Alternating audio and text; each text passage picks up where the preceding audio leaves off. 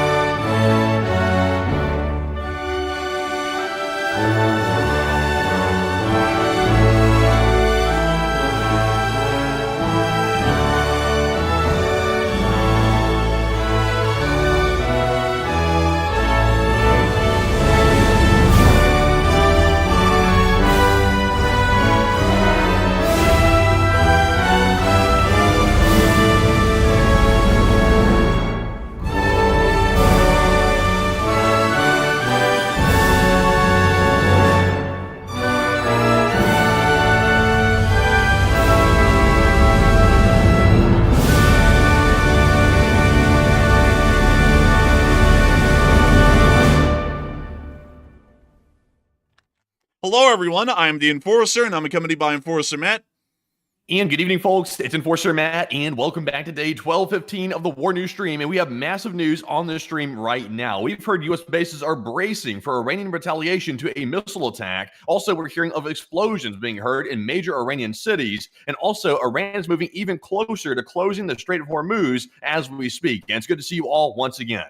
And of course, we're going to be covering the past 24 hours of news from around the world, as we have been able to hear that the Israeli armed forces have been conducting significant airstrikes throughout the entirety of the Islamic Republic of Iran, with explosions being reported inside of Tabriz, Kermanshah, Isfahan, as well as the cities just outside of western Tehran in the area of Nasirabad, along a major highway heading to the city of Kazvin. We have also been able to hear of significant developments inside of the Strait of Hormuz, as it does appear that the Islamic Republic of Iran is attempting to move forward with a possible closure of the vital strait that allows for a massive amount of Middle Eastern petroleum and petroleum products to be able to make their way into the greater world and into the open international market. We have also been able to hear that the Islamic Republic of Iran has been conducting missile attacks against the state of Israel, although incredibly small, over the past 24 hours. We've already been able to hear that U.S. bases throughout the Middle East, including those in Syria and Iraq, including the At-Tanf garrison and the Al-Assad air base inside of the area of the western region of Iraq,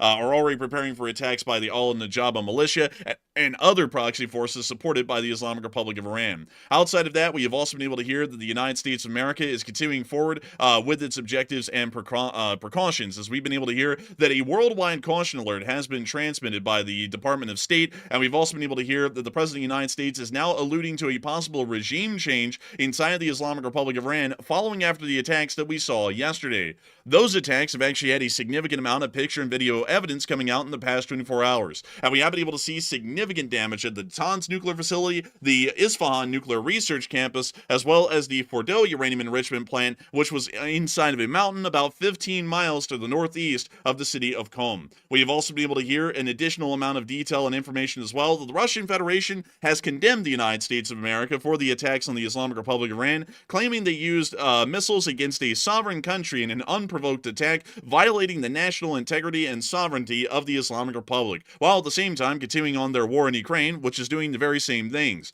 Outside of that, we have also been able to hear, speaking of the war in Ukraine, the Ukrainian armed forces have been able to retake villages within the area of the Sumy front at the moment, retaking the town of Andriivka right next to the city of Oleksivka, just a few miles to the west. We have also been able to hear the Ukrainian armed forces have been conducting pitched defenses of the city of Pokrovsk and the Severonsky Forest, as well as the southern front in Zaporizhia earlier today. There have been a massive amount of significant developments over the past 24 hours inside of the Middle East and Eastern Europe, and it does appear that at this moment, the Islamic Republic of Iran and the Russian Federation may actually be on the ropes for the large part, at least from what we are able to hear right now. And we are, of course, going to be getting into all of that major news tonight. I also want to point out that we are running a fundraiser tonight for the USO, an amazing nonprofit created by an act of Congress and largely affiliated in an unofficial way with the Department of Defense. They help to provide entertainment and communications and also comfortable arrangements to U.S. soldiers currently serving overseas in the Middle East and around the world. And considering that we are hearing that those forces are about to possibly be under attack by the Islamic Republic of Iran's forces or proxy forces in the region, it most likely would be greatly appreciated by soldiers overseas if the Lee Spring Army and the Greater Channel was to support the USO and its operations abroad. Nevertheless, we will be moving on into our major news of the night, as we have been able to hear inside of the Islamic Republic of Iran that there have been a significant amount of airstrikes conducted just recently by the Israeli Air Forces on the heels of the successful Operation Hammer, which was conducted by the United States Air Force overnight, along in conjunction with the U.S. Navy. We have been able to hear that the city of Kermanshah has been hit significantly, as we were able to see a massive explosion and fireball in the distance rising out of the city of Kermanshah. We will not be showing the footage entirely due to a possibility of copyright, but beyond that, it does appear that there has been another hit inside of Kermanshah, at least at the moment. We have also been able to hear inside of the city of Tabriz there have been multiple explosions within the surrounding area, and we can see plumes of smoke rising from the ground as filmed by first-person citizens of the Islamic Republic of Iran that were on the ground able to take pictures at the time the airstrikes were conducted. We were not able to see, at least at the moment, the exact targets that were hit inside of the city of Tabriz or Kermanshah, but we were able to confirm that this was a part of a significant Israeli air operation against the Islamic Republic of Iran and the targeting and destruction of military targets throughout the country. We believe that they may be going after military bases and also air defense sites even still, as the Israelis appear to be opening up the Islamic Republic of Iran's broader airspace to future attacks either by the U.S. Air Forces that may occur in the future or for the Israeli Air Force's extended air operations that may be conducted even deeper into the country beyond the airstrikes that we have been seeing so far. We have also been able to hear that a significant airstrike occurred near to the town of Nasrabad along Highway 2 or Interstate 2 of the Islamic Republic of Iran, heading west outside the city of Tehran. We have been able to see this explosion and fire in the distance, filmed from someone who actually was on the interstate, largely showing us that there had been a hit by the Israeli Air Forces in the area once again, and significant damage had been caused as a result. It does appear that the Israelis did not stop there, as we also were able to hear more reports of airstrikes throughout pretty much the entirety of the country, and we were able to hear that there were reports of heavy bombardment not only inside of the areas of western Tehran, but also around the area of the Parchin military site southeast of Tehran. The Parchin military site is directly along the Highway 44 area right here in this area. Parchin is actually a significant part of the Iranian nuclear weapons and research development programs and has been targeted and hit in the past at least twice by Israeli airstrikes over around the past 2 weeks. This actually is now the third recorded strike that has been seen by the Islamic Republic of Iran on their soil at the Parchin facility, or at least around the surrounding Parchin facility area, and it is once again showing us that the Islamic Republic of Iran is starting to take significant hits at their softer nuclear facilities distant sites, even at this point, after the U.S. strikes were conducted successfully yesterday. We also got to see that the Israeli Air Force has still been picking away and largely eliminating vehicles and equipment of the Iranian Air Force, as we were able to see 2 Iranian F-5s apparently loaded out, ready for combat, as we can actually see AIM-9s on the outer wingtips of these aircraft as they were being hit and destroyed. It is quite interesting to note that these aircraft were hit with ordnance clearly mounted on board, which may suggest that they actually were preparing for some sort of an air defense operation in the future. However, Northrop Grumman F-5s, such as the ones we're seeing right here, are incredibly limited in their usage in modern air defense, as these aircraft are considered entirely outdated in their original configuration. The F-5 can carry 2 AIM-9s, but most F-5s, unless if they've been modified further by the Iranians, are not able to carry any sort of semi-active radar-guided homing missiles or any radar-guided homing missiles. As a matter of fact, the F-5 doesn't even have a radar in its original configuration, unless if it was an F-5E variant, in which it may have a limited and older radar system. Outside of that, this aircraft is practically obsolete, but we were able to confirm that the Israelis did target and destroy the aircraft at the airports today. We can see the 2 strikes being shown here on film, and once again confirming the complete destruction of both F-5 Tigers that were being used by the Islamic Republic of Iran's Air Force. Outside of that, moving on into a little bit of a post-damage assessment from yesterday, the U.S. airstrikes at Fordow, Natanz, and Isfahan largely appear to have been successful, although there's been a couple of catches throughout the day that have now been released that are showing that the operation did not achieve exactly every single one of its objectives, but largely achieved the primary objectives of destroying these key sites. We were able to see, starting off in Isfahan primarily, the Isfahan Nuclear Research Campus, or as it's called on Google, the Isfahan Nuclear Technology Center. This center is crucially important, according to information that we've been able to receive, to the development and production of nuclear weaponry or nuclear weaponry-related technology inside of the Islamic Republic of Iran. From what we were able to tell, the Israeli Air Force has actually hit and damaged the facility quite significantly before the U.S. strikes were even conducted about 12 hours later, but on the heels of the U.S. airstrikes, we were able to see that the damage at the Isfahan Nuclear Research Facility was incredibly significant. We were able to see before and after satellite footage showing us the campus. To really quickly show y'all how the Maxar satellite was oriented, the Maxar satellite is actually looking southwards, at least in this picture, meaning that the bottom side of the picture is the, well, actually, correction here, the upper side of the picture over here to the right is actually the northern side of the complex. The upper side at the very top of the screen is actually the western side of the facility, and then of course the right, well, actually the left side area is the southern side, and then the bottom part of the screen is the eastward side. So we're actually looking at this at a little bit of a slant, and the picture is not viewed from a north-south perspective, where the north is at the top of the screen and the south is at the bottom of the screen. But we were able to see the damage caused by the Tomahawk strikes that were conducted by the U.S. Navy, which hit this facility last night, and we can see that a large amount of the facility was destroyed. And that is a hell of a lot that's been destroyed. That was a lot of Tomahawks. I can't remember the exact number that was fired here at the specific facility, but that is a lot of damage right there. I don't know what made them choose those exact spots where they hit, because obviously they hit toward the eastern part right here, or at least based on our perspective, and also the lower southern part here to the east. So I wonder why they chose those parts.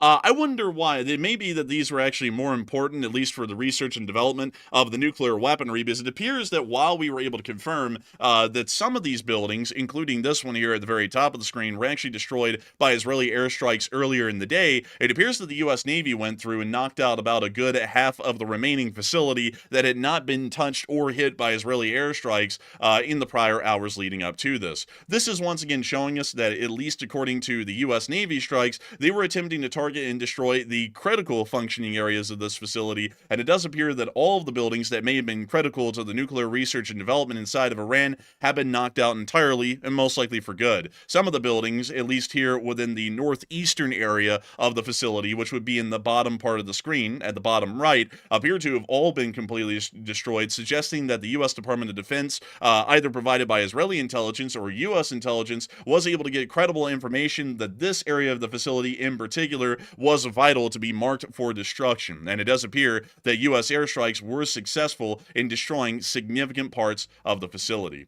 Outside of that, we also were able to see additional damage and destruction that had occurred at other resulting facilities throughout the country. Most specifically, the Fordow, or as some people have called it, the Qom Nuclear Enrichment Facility, or the Uranium Enrichment Plant. These enrichment plants are primarily used for the production of enriched uranium, and these facilities and their centrifuges are designed to be able to enrich uranium to largely any grade that the Islamic Republic of Iran would need. And that means that these facilities can either enrich the uranium up to a 60% fuel grade, which means that they are able to be used for nuclear power plant fuel, or they're able to produce them to a 90% grade, which means that they're actually usable in nuclear weaponry. From what we have generally been able to see, the Natanz and Fordow facilities have taken very extreme hits, specifically the Qom Enrichment Facility, or the Uranium Enrichment Plant, which we can see right here. This facility is actually a little bit larger than one would believe. It is not entirely inside of the mountain itself.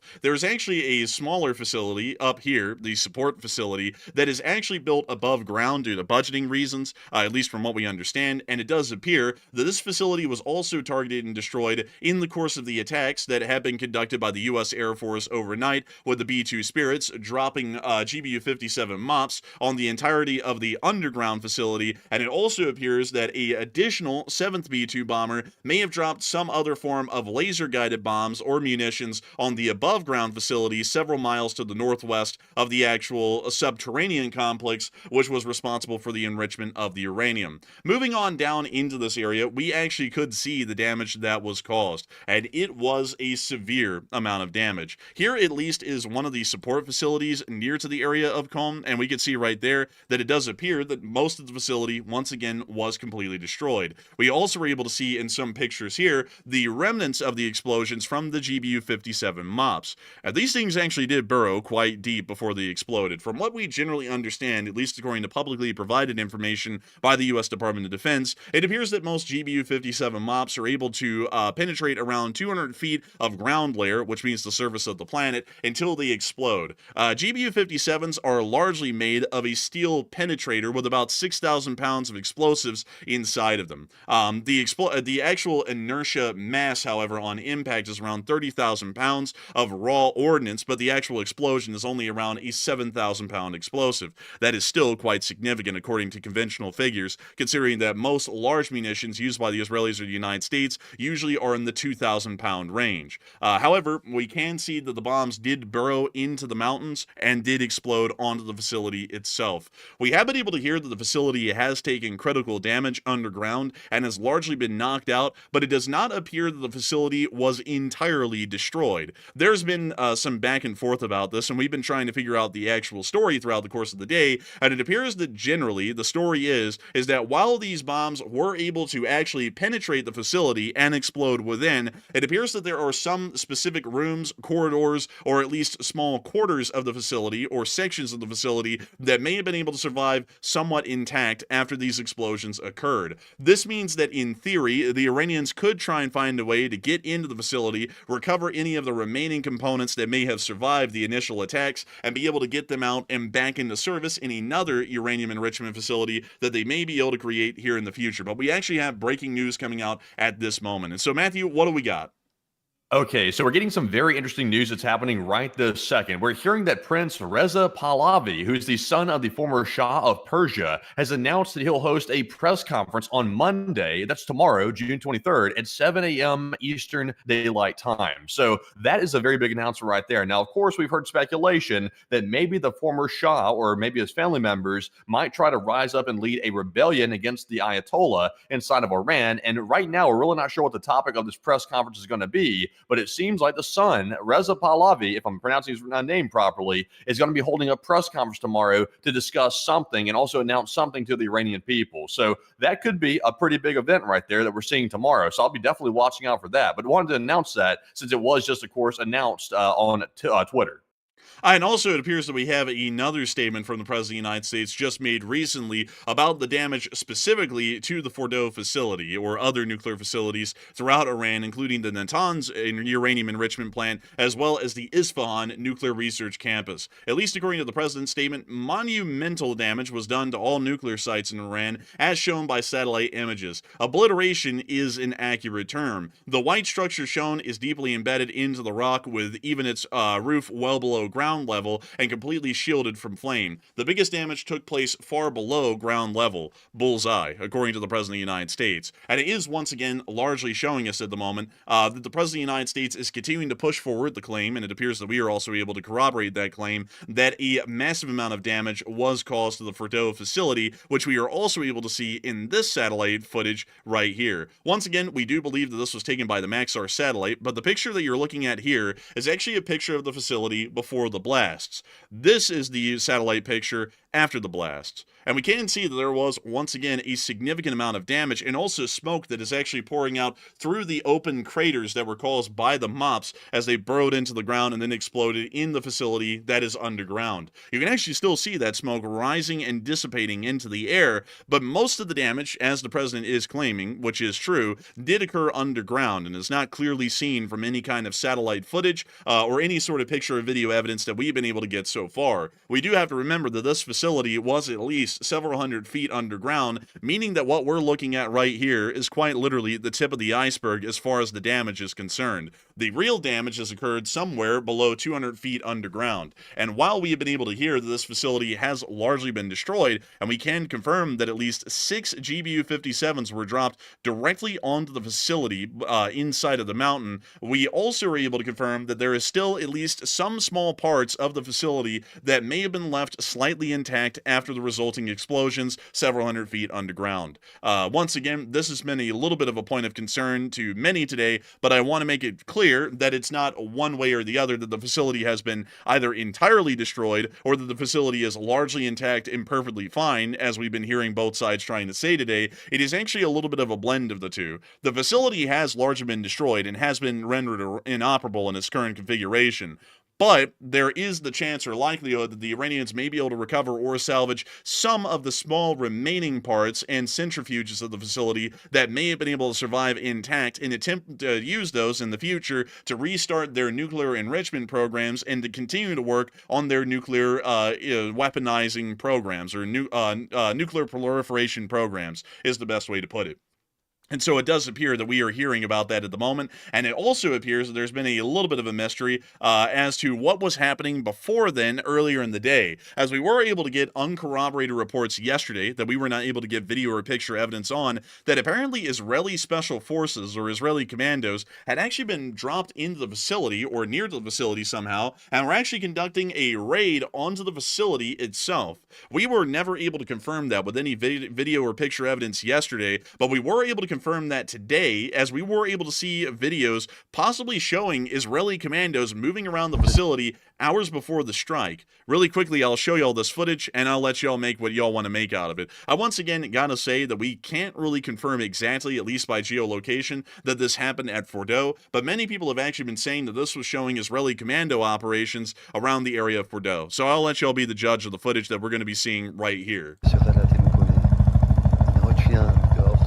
What we can see right there are what appears to be armed soldiers moving around a corner and peering around it quite slowly. Now, what do you make of that? That's crazy right there. I saw this footage earlier today when I was looking through the news and all my different sources, but honestly, for some reason, like, it's hitting me different this time looking at it. That is crazy. Those guys look like they're in plain clothes for the most part, and they're obviously creeping around. What, did they at the perimeter fence or something? I'm not really sure. I actually believe that they may have been, if we could line up this footage with anywhere, they may have been around this facility somewhere up here within the northern area of the Qom uranium enrichment plant. It seems like that would make sense because this is an above ground facility that this is being filmed at, and this does appear to be in the middle of the desert. So if this footage actually is from Fordow, and we've actually been able to see a lot of people suggesting that it actually is, it is possible that this actually was Israeli commandos, at least moving around the northern area of the facility facility that was actually above ground a couple of miles away from the underground uranium enrichment facilities that we could see here on satellite picture as well. A very interesting sort of a video, but once again, folks, I'm not going to confirm or deny what this is. I'm going to give you all the Glomar Explorer answer on that one. Well, we have no clue what this actually was or if this came from Fordow, but we were able to hear unconfirmed reports of gunfire and other sorts of combat actions occurring around this part of the facility hours before the U.S. strikes were conducted, so I'll leave it up to y'all to say whether or not that actually was any sort of Israeli special forces operation that was dropped off in the area. Still, a very interesting development nonetheless, and a very interesting video to see. However, there's been a larger issue that's now started to arise after the fact. No actual radioactive damage was generally seen from the area of the Fordow enrichment plant, and a lot of people have been thinking, what is going to be happening next before I even get into this next piece of news? And so, Matthew, what are people thinking about that, and what are you thinking about it as well? Okay, so we've run a poll question here, a very general question about this conflict between Israel and Iran. Because, of course, right now we're in a bit of a waiting period here. We're waiting for the calm before the storm to end and for the storm to begin. That's currently what we're waiting for. So what is going to happen next? About 37% of the audience said the U.S. will conduct even more Iranian strikes, while 26% said Iran will close the Hormuz Strait, and 24% said Iran or their proxies will hit U.S. bases. And honestly, it's a bit of a close call. And this poll is actually almost evenly split across the board.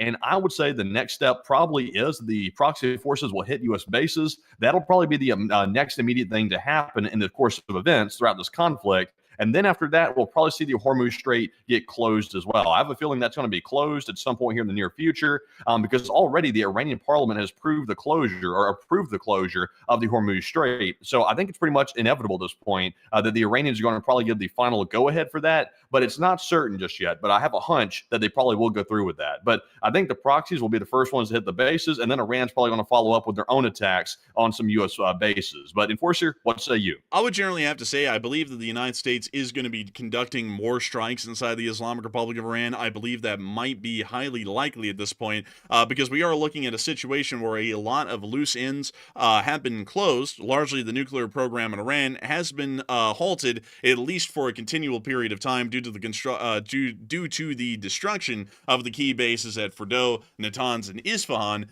But at the same time, I also think they're going to be running into some larger issues as well, in general, with the fact that there is about 400 pounds of 60% enriched uranium that is currently missing somewhere inside of the Islamic Republic of Iran that wasn't able to be accounted for in the explosions last night. With that in mind, I think that it's highly likely that further U.S. strikes are going to be conducted, as we are most likely going to be trying to ensure that there is absolutely no equipment left to enrich that uranium to a weapons grade at 90%, or for the Iranians to be able to try and salvage the remaining equipment that they have left and to continue to try and press forward with the nuclearization of their country in weapons form. It does appear that that's already being suggested or touted by the President of the United States, as I do have to give you all the bombshell news that the United States of America, at least for the moment, is claiming that they do not know the whereabouts of Iran's stockpile of near bomb-grade uranium, according to a New York Times report. That was from a senior U.S. official that apparently did not disclose their name to the New York Times, but from what we've been able to hear from other sources throughout the day, it appears that approximately 400 pounds of 60% enriched grade uranium, which is currently fuel grade uranium, has gone missing inside the Islamic Republic of Iran. There was no trace radioactivity from the Fordow uranium enrichment plant or the Natanz uranium enrichment plant, which were hit overnight, which is largely suggesting that the enriched uranium had been moved out of those facilities prior to the strike. The one thing that we've actually been able to confirm the Iranians were telling the truth on. The Israelis are claiming that they actually have some sort of credible intelligence on where the missing enriched uranium has gone, although we do not know what that intelligence is because the statement is largely being cryptic. However, it also appears that the President of the United States is starting to move into a more warlike mindset at the moment, as we have been able to hear that the President is now suggesting a possible regime change inside of the country. It does seem as though, considering that the United States of America is not able to find the enriched uranium right now, that the United States of America may be moving on with a more intensive plan against the Islamic Republic of Iran, which is to see its government dismantled and a regime change occur. This may be the likely next step in the conflict, as the United States and Israel may be moving forward to completely change the regime, so the next government coming in inside of Iran wouldn't even be attempting to pursue or look for a nuclearization option in terms of weapons. So it does seem that at the moment the United States of America is now possibly suggesting the future of more anti-Iranian activities or more U.S. air operations against the Islamic Republic of Iran. We so far have heard that there is no possibility of the consideration of ground forces being involved in this conflict, at least on the U.S.'s end, but it does appear that, at least according to the statements and information that we're getting right now, it would be highly likely that the United States government would consider the action wise to take further hostile actions against the Islamic Republic of Iran in support of denuclearization operations. We have also been able to hear inside of Iran a decent amount of significant government developments that have been happening throughout the course of the day, as we were able to see that inside the Iranian parliament they were once again pulling off the usual shtick of death to America. I think a lot of people need to see this, because some people actually do believe that the Islamic Republic of Iran is some sort of a friend to the United States of America, and I do want to show y'all what appears to be some sort of a sanctioned activity, at least at the moment, from the Islamic Republic of Iran. And just quickly moving forward to show you all the picture here, this is in front of the entire Iranian National Assembly. They were burning a printed picture of the U.S. flag in front of the entirety of the National Assembly, and the entire assembly was chanting "Death to America," making it incredibly clear the Islamic Republic of Iran's official position on the United States of America and largely U.S. citizens wherever they may be, either inside the United States or abroad. Outside of that, we also were able to hear that the Iranian government has announced that they will be rebuilding nuclear sites and continuing operations with even greater strength in the future. Whether those statements are largely just rhetorical or whether they actually have any proof to them will yet to be seen. But we have been able to hear that the Iranians are now preparing a response, at least at the moment, to the United States and Israel, as the Iranian envoy has said that the timing, nature, and scale of Iran's response to the United States strikes will be determined by its armed forces, largely suggesting that the Islamic Republic of Iran is greatly considering, even still, hostile actions against the United States and our armed forces inside of the region. And there is a significant amount of bases and garrisons that the United States has throughout Syria, Iraq, Kuwait, Saudi Arabia, and several other countries within the region, including Bahrain and Qatar, which could end up seeing the ire of an Iranian attack or an Iranian proxy force attack here in the near future. And we are hearing that apparently militias may be preparing to strike at U.S. bases here soon, as American military and intelligence officials have detected signs that Iran-backed militias are preparing to attack U.S. bases in Iraq and possibly Syria in retaliation for U.S. strikes in Iran. But so far, the groups have held off, and Iraqi officials are working hard to dissuade militia action, according to a U.S. official who stated that information today. There are several military facilities that still have a decent amount of U.S. forces at them within the area, including the Al-Assad air base inside of western Iraq, the At-Tanf garrison within the area of southern Syria, and the Victory base at the Baghdad International Airport within Baghdad, Iraq. All three of those bases currently do have U.S. forces inside of them, and there are also some smaller U.S. garrisons within northeastern Syria, still under the Syrian Democratic Forces zone of control, and also within northern Iraq as well, near to the city of Erbil, which could all possibly become targets for these Iranian proxy forces. One of the most significant forces that we've been able to hear of right now that has made a clear and evident threat against U.S. forces in the region is the Al-Najaba. This is actually the direct statement or letter that was issued by the leader of the Al-Najaba, stating that the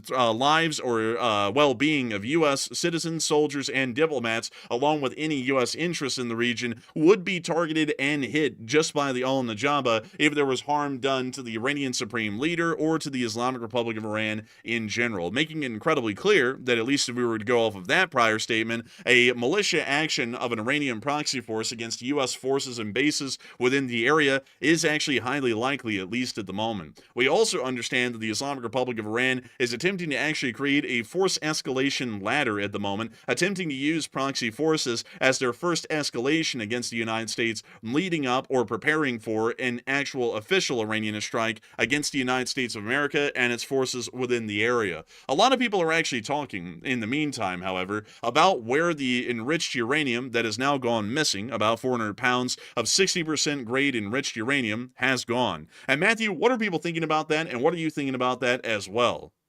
All right. So, unfortunately, the U.S. does have a little bit of a crisis on its hands at the moment. Also, Israel has a bit of a crisis as well, because right now the enriched uranium, which was at the Fordow site, is allegedly missing, according to Israeli intelligence. So, right now we're trying to track that down. The two countries are trying to figure out where it went. Netanyahu says he believes he knows where it went, but the United States is saying that they have no clue where it went. So, a bit of a dilemma right now. But the big question to the audience is, where do you think Iran's enriched uranium has been transferred to? Because obviously it was transferred somewhere, and somehow Iran got tipped off about the Fordow strike, and they had dump trucks come in and also other trucks as well, and they took the uranium out before it was struck by the B-2 bombers. So 59% said Iran moved it to a secret location, while 17% said a foreign country likely took possession of the enriched uranium, and about 12% said it's in several moving vehicles moving randomly across Iran. So all of these options right here are current theories about where the uranium has gone to. I would generally say it probably is a foreign country which took temporary possession of it. Of course, that is pure speculation. Right now, we have no details about any of these options. It's purely speculation. I would say it's most likely a foreign country has taken it into their temporary possession to keep and safeguard it, and then return it to the Iranians after the fact. Now, the next runner-up option would be that it might be in several moving vehicles. That would be another theory. I believe that theory was actually proposed by an Israeli source, that maybe Iran loaded into box trucks and they're driving it around the entire country to keep the Israelis off kilter. So that's another option as well. Or maybe it could be as straightforward as Iran moved it to a secret location, and maybe we'll find out where that is, and we can come back in with the B-2s and strike that second spot. But I'm kind of confused how the Iranians got the jump on the Israelis and the United States, and was able to get tipped off about the strike several days in advance. That's a bit of a very disturbing information piece right there, and I'll be very curious to see who the rat was. But Enforcer, what say you? It's a very interesting development, because it does appear that most of the enriched uranium inside of the country is at large at the moment. We do not know where it is. Currently, I do have to make it clear that the Islamic Republic of Iran being able to enrich that into a weapons grade at 90% or higher is largely not going to be possible, at least for now.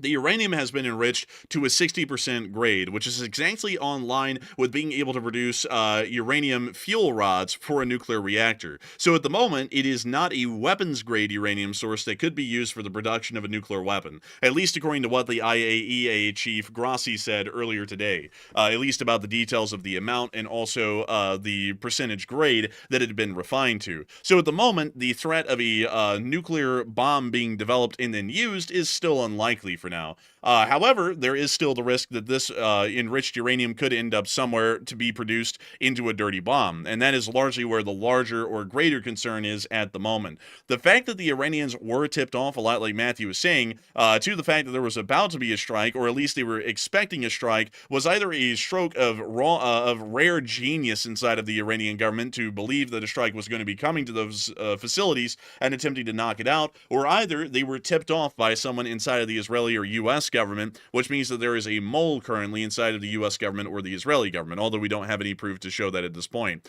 It does appear, however, that uranium has now gone missing, and I would have to believe that the Iranians have most likely moved it to a secret location. Some people have actually said that the People's Republic of China may have picked up the enriched uranium and actually flown it back into China, but I'm considering that to be highly unlikely. We have rarely ever seen, at least so far, any kind of enriched uranium of any type being transported by aircraft. That is usually incredibly rare. So I actually would go with the theory or the idea that there is some kind of enriched uranium storage site, or an impromptu enriched uranium storage site, that exists somewhere in Iran that is currently holding that uranium right now, meaning that that uranium has most likely never left Iran and it's still inside of the country somewhere. That's probably pretty obvious. We do have to remember that usually most of the time, the places that are the most likely for something to be put are usually the most obvious, which leads a lot of people to believe that it would be elsewhere. Like, for example, a lot of people believe that Saddam Hussein was hiding in some sort of a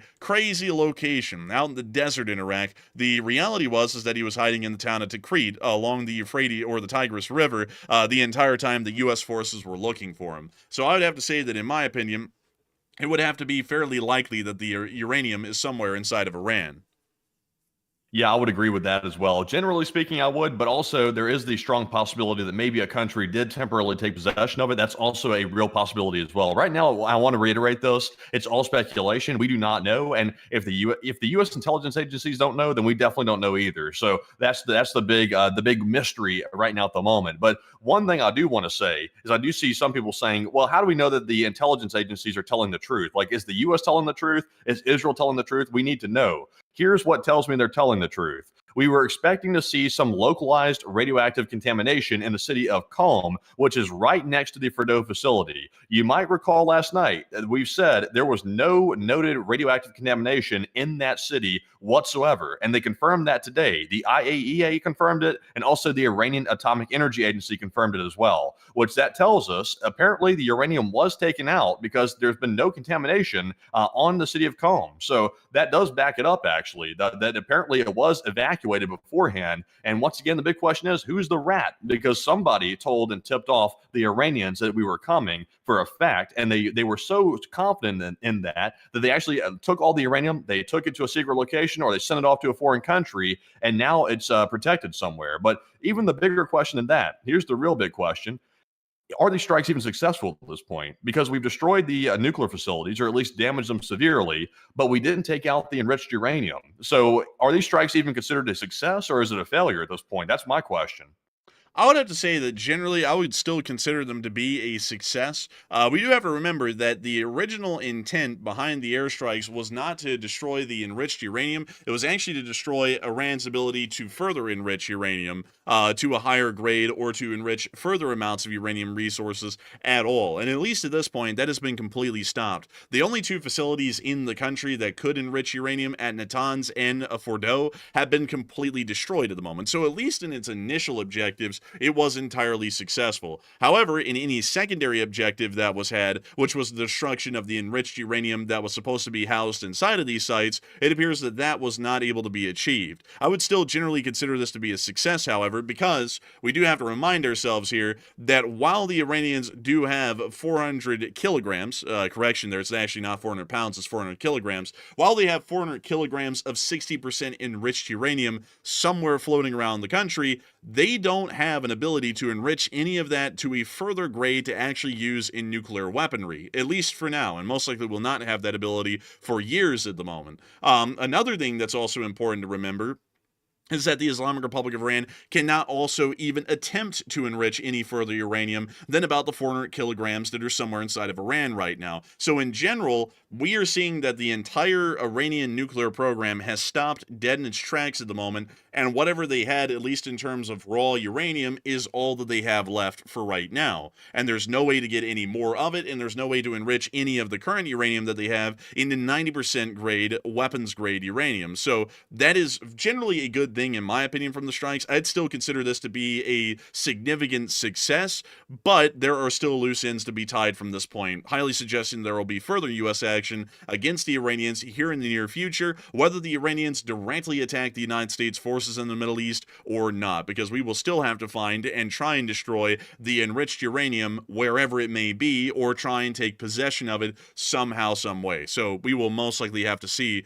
how that is going to go, at least at the moment. And also, Well, one other thing as well is there's still disputes by the Israelis about whether or not the facilities themselves, the Fordow, were even completely destroyed. There's still disputes about that. The United States is standing by their assessment that they were completely wiped out. It was taken off the menu, and they're saying that these facilities are no longer in functioning condition, and they can't be easily be repaired either. But the Israelis are saying they're a little bit questionable about whether or not Fordow is still able to be functional, or if it's able to be repaired very easy. So the question at that point is, which one of those assessments is accurate? Because we haven't got photos from on the ground of these facilities, and we can't see a first-person view of how they look. So it basically comes down to, who do you believe, the United States or Israel, and whose assessment are you going to run with? Because the Iranians are claiming, and of course they would claim this, they're propagandists, they're saying they can go back into these facilities, easily repair them in like a few months, and be right back to enriching their uranium. So, I mean, the Israelis are saying there might be some truth to it. So that's what's making me question the U.S. assessment.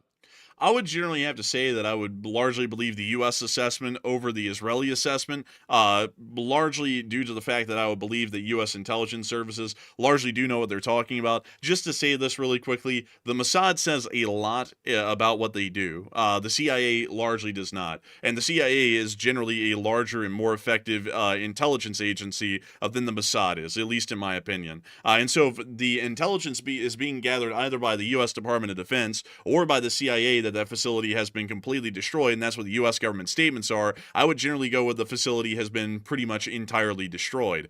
We have been able to hear, however, even from U.S. sources, that there are some small areas of the facility underground that may have been able to survive moderately damaged with still usable components inside of them at the moment, but we do not know the actual gauge, scale, or scope, because I once again want to show y'all the satellite footage that we have, because, of course, this is the most obvious thing here. We can't really see down into the facility because the MOPS traveled several hundred feet into the mountain before they exploded. So it's not like you're going to see a massive crater with all the floors of the facility visible and literally eviscerated. Any damage that was done to the facility was done out of view of the satellites. All we can see are the impact points of the MOPS. We can't see anything else beyond that point. So with that in mind, there is a high chance that the facility was actually destroyed underground, because if the Israelis and the U.S. are looking at this satellite footage only, what leads the Israelis to believe that only a part of the facility has been destroyed, or the U.S. to believe that the entirety of the facility has been destroyed? Because we really can't see it, at least from the surface. All we can see are the impact craters of the bombs as they burrowed into the ground, and that's it. Yeah, that's a big question. And also, by the way, I see people mentioning the satellite Maxar footage showing these dump trucks pulling up to the front of Fordow. We did get that, by the way. We do have those satellite images. And I can confirm there was a very long line, about 16 trucks that had pulled up to Fordow, the nuclear site, in the days preceding this attack. It was like June 19th and June 20th, about 2 days ago, when we saw these dump trucks pulling up. They were clearly going into the entrance to go retrieve some type of material, and then they were leaving. And from there, I would assume that they were tracked. Obviously, we are not informed about where they were tracked to which location, but I would assume that they were tracked. But the big question is, if the United States knew that the material was getting evacuated out, because they knew this obviously ahead of time, they studied this intelligence daily, then why did we pretend like we knew it was there the whole time? We sent in the B-2s, we destroyed the facility, and then pretended like we destroyed the enriched uranium too, because we apparently already knew it was evacuated. So, we destroyed the facility, but we left them with the product to be able to refine elsewhere if they possibly get that capability. And that does appear to be a bit of a concern at the moment, but we'll generally have to wait and see what the developments are over the coming days, and that'll start to tell us whether or not there was any significant damage enough to stop Iran's enrichment abilities, but also considering that the Islamic Republic of Iran is now hostile pretty much to the outside world, including everything but Iran, it's highly likely that the IAEA will not be able to observe in any way, shape, or form any kind of nuclear developments happening in Iran. So largely at this point, it's going to rely entirely on U.S. intelligence or Israeli intelligence and whatever they are able to gather to be able to see what's actually going on inside of the Islamic Republic of Iran as far as their nuclear warfare programs or their nuclear weapons development and research programs. But outside of that, it does appear that we've also been able to get some additional news as well of another concerning thing that may inevitably happen now as a result of the U.S. actions against the Iranians overnight, as we have been able to hear that there has been some significant electronic warfare jamming inside of the Strait of Hormuz, affecting approximately 970 ships within the area. This is actually the area just on the northern side of the Strait of Hormuz. This is actually around the area of Hormuz Island right here. And this is the city of Bandar Abbas, a significant naval wharf for the Islamic Republic of Iran's Navy. From what we are able to generally see, at least from what we can tell in the Strait of Hormuz, it appears that the Islamic Republic of Iran is attempting to GPS jam or spoof through electronic warfare to be able to knock a large amount of these vessels off course. If these vessels are knocked off course due to faulty GPS coordinates or data, or their ability to not necessarily navigate all too well, they may actually end up venturing into Iranian territorial waters, where the Iranian Navy would have the right to stop the vessel, seize the vessel, and also take the crew crew hostage. This is something that we have seen in prior years before the outbreak of the current events that we're seeing right now, that occurred within the area of the Persian Gulf, as we were able to see that some British tankers several years ago were actually forced to divert into Iranian waters where the vessels were impounded and their crews were held hostage by the Iranians until the British were to relent on and give in to Iranian demands. So it does appear that the Iranians are creating a dangerous situation in the strait, and we've also been able to hear that they are moving forward with an attempt to close the Strait of Hormuz by either mining it or forcefully blockading the area. If the Islamic Republic of Iran moves forward with this will be a clear and blatant violation of international law, as they will be closing off an international waterway within the Strait of Hormuz. And not only that, they'll pretty much be cutting off the entirety of the Middle Eastern markets from the outside world, meaning that oil prices will most likely soar as a result of the lack of stockpiles or availability of oil that could be shipped anywhere around the world at any given moment, which could end up causing significant impacts to global economic logistics chains and also start causing economic damage pretty much to every single country in the world, as global oil prices are actually global. They are not a regional sort of a thing. So oil will not cost one thing in China and another in the United States. A barrel of oil is a set price globally around the world. So if the Iranians take that action, the price per barrel of oil is actually going to be rising uniformly around the world as a result of this, which will start to cause massive impacts not only to the U.S. economy, but also the economies of even Iran's allies, including the People's Republic of China and the Russian Federation as well. So a very concerning development at that. Beyond that, we have also been able to hear that U.S. bombers have been on the way home, as we were able to see that apparently Operation Midnight Hammer, which is what the operation was named, appears to have been successful. Interestingly enough, this infographic is not showing the B-2 bombers flying over the Pacific like our information suggested prior. It actually is showing these bombers flying over the North Atlantic through the Mediterranean to their targets inside of the Fordow area and then turning around and flying all the way back. This is a fairly interesting thing, as we were able to see yesterday clear evidence that there was a large amount of stratotanker operations being conducted throughout the area of the Pacific, including the areas of Hawaii and even some areas even further west, near to the area of the Islamic Republic of Iran. It actually appears that that was either a ruse or the United States of America is currently putting out faulty information about the strikes, which may have shown that the aircraft flew in the completely opposite direction to reach Iran instead of the direction over the Pacific. We're not entirely sure which one it is, because we weren't able to see any clear tanker activity, at least traveling over the North Atlantic or anywhere within that area, that would have suggested that these B-2 bombers took their flights towards the east and towards Iran from this direction instead of from the west over the Pacific. So a little bit interesting to see, and possibly suggesting that the entire U.S. stratotanker operation over the Pacific may have actually been a decoy to throw off where the actual bombers were coming in from, either from the west or from the east. Outside of that, we are able to confirm, however, that from this infographic, our information that U.S. naval forces fired at the Natanz and Isfahan facilities, specifically with their Tomahawks from the Arabian Sea and the Gulf of Oman, that information was undoubtedly correct. But moving on from that and out of that news, we have also been able to see these B-2 bombers actually returning into the United States earlier today after their successful operation. We can actually see the B-2s flying over New Jersey. Those are the B-2 bombers. That is so cool, by the way. Literally Those things are just like, on Iran. it's like, what do they say? The pixels are missing from the sky. You know when pixels start disappearing from the sky that you're in some deep trouble. Man, you certainly know it for sure. And we also get to see them landing at Whiteman Air Force Base later in the day as well in this clip. Very impressive stuff to see.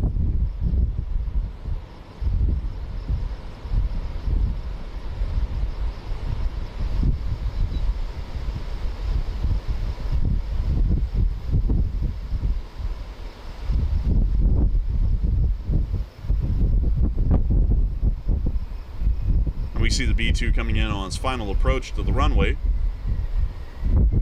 That's $2 billion flying through the air right there. That's just magnificent. And they're so silent. It's actually amazing. You know, it's actually a feat of those actually flying. The thing software that they actually stay in the air. Yeah, it's a really interesting thing. I actually understand that the F-117 and the B-2 Spirit actually were not possible, at least in their current designs, because computer technology was not able to be created up until about the 80s that would actually allow for these aircraft to be flown by a pilot. Apparently, the inputs that would be needed to the control surfaces continuously by a pilot would be far too much before the computer technology arose in the 80s to make these aircraft possible. And so, for that reason, these designs were not even attempted until the 80s when the computer technology came around that would allow for the computers to make a lot of the inputs and adjustments necessary to be able to make these aircraft airworthy and also flyable by their pilots. Very interesting fact about the F-117 and the B-2. We see it landing there at Whiteman.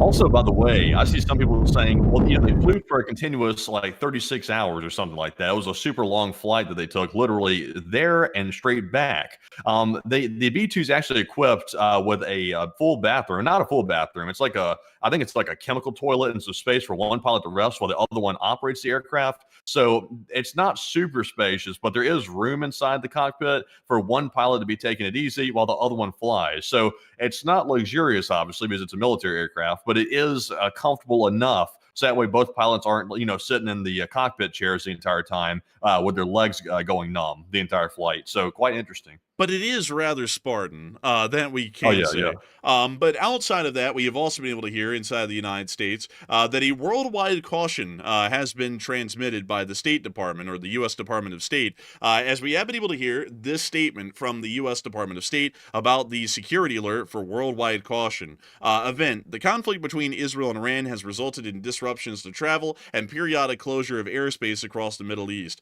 There is the potential for demonstrations against U.S. citizens and interests abroad. The Department of State advises U.S. citizens worldwide to exercise increased caution. Please read carefully our travel advisory, country information, and any recent security alerts when planning travel at this link, which is the Department of State's website on international travel and the conditions or the current prevailing situation inside of each country globally worldwide. It is a very interesting to note. We believe that this is actually the first time in our channel's coverage that such a worldwide statement of caution has been made by the U.S. Department of State, and it is showing that the United States is concerned that some sort of terrorist activities could be conducted by supporters or extremists that are loyal or sympathetic to the Islamic Republic of Iran, at least here in the future. But we will be seeing and waiting to probably find out what that might end up resulting in. We've already heard of a possible Iranian-related incident within Minnesota, as it appears that some sort of a gunman went into a church the other day and may have been able to,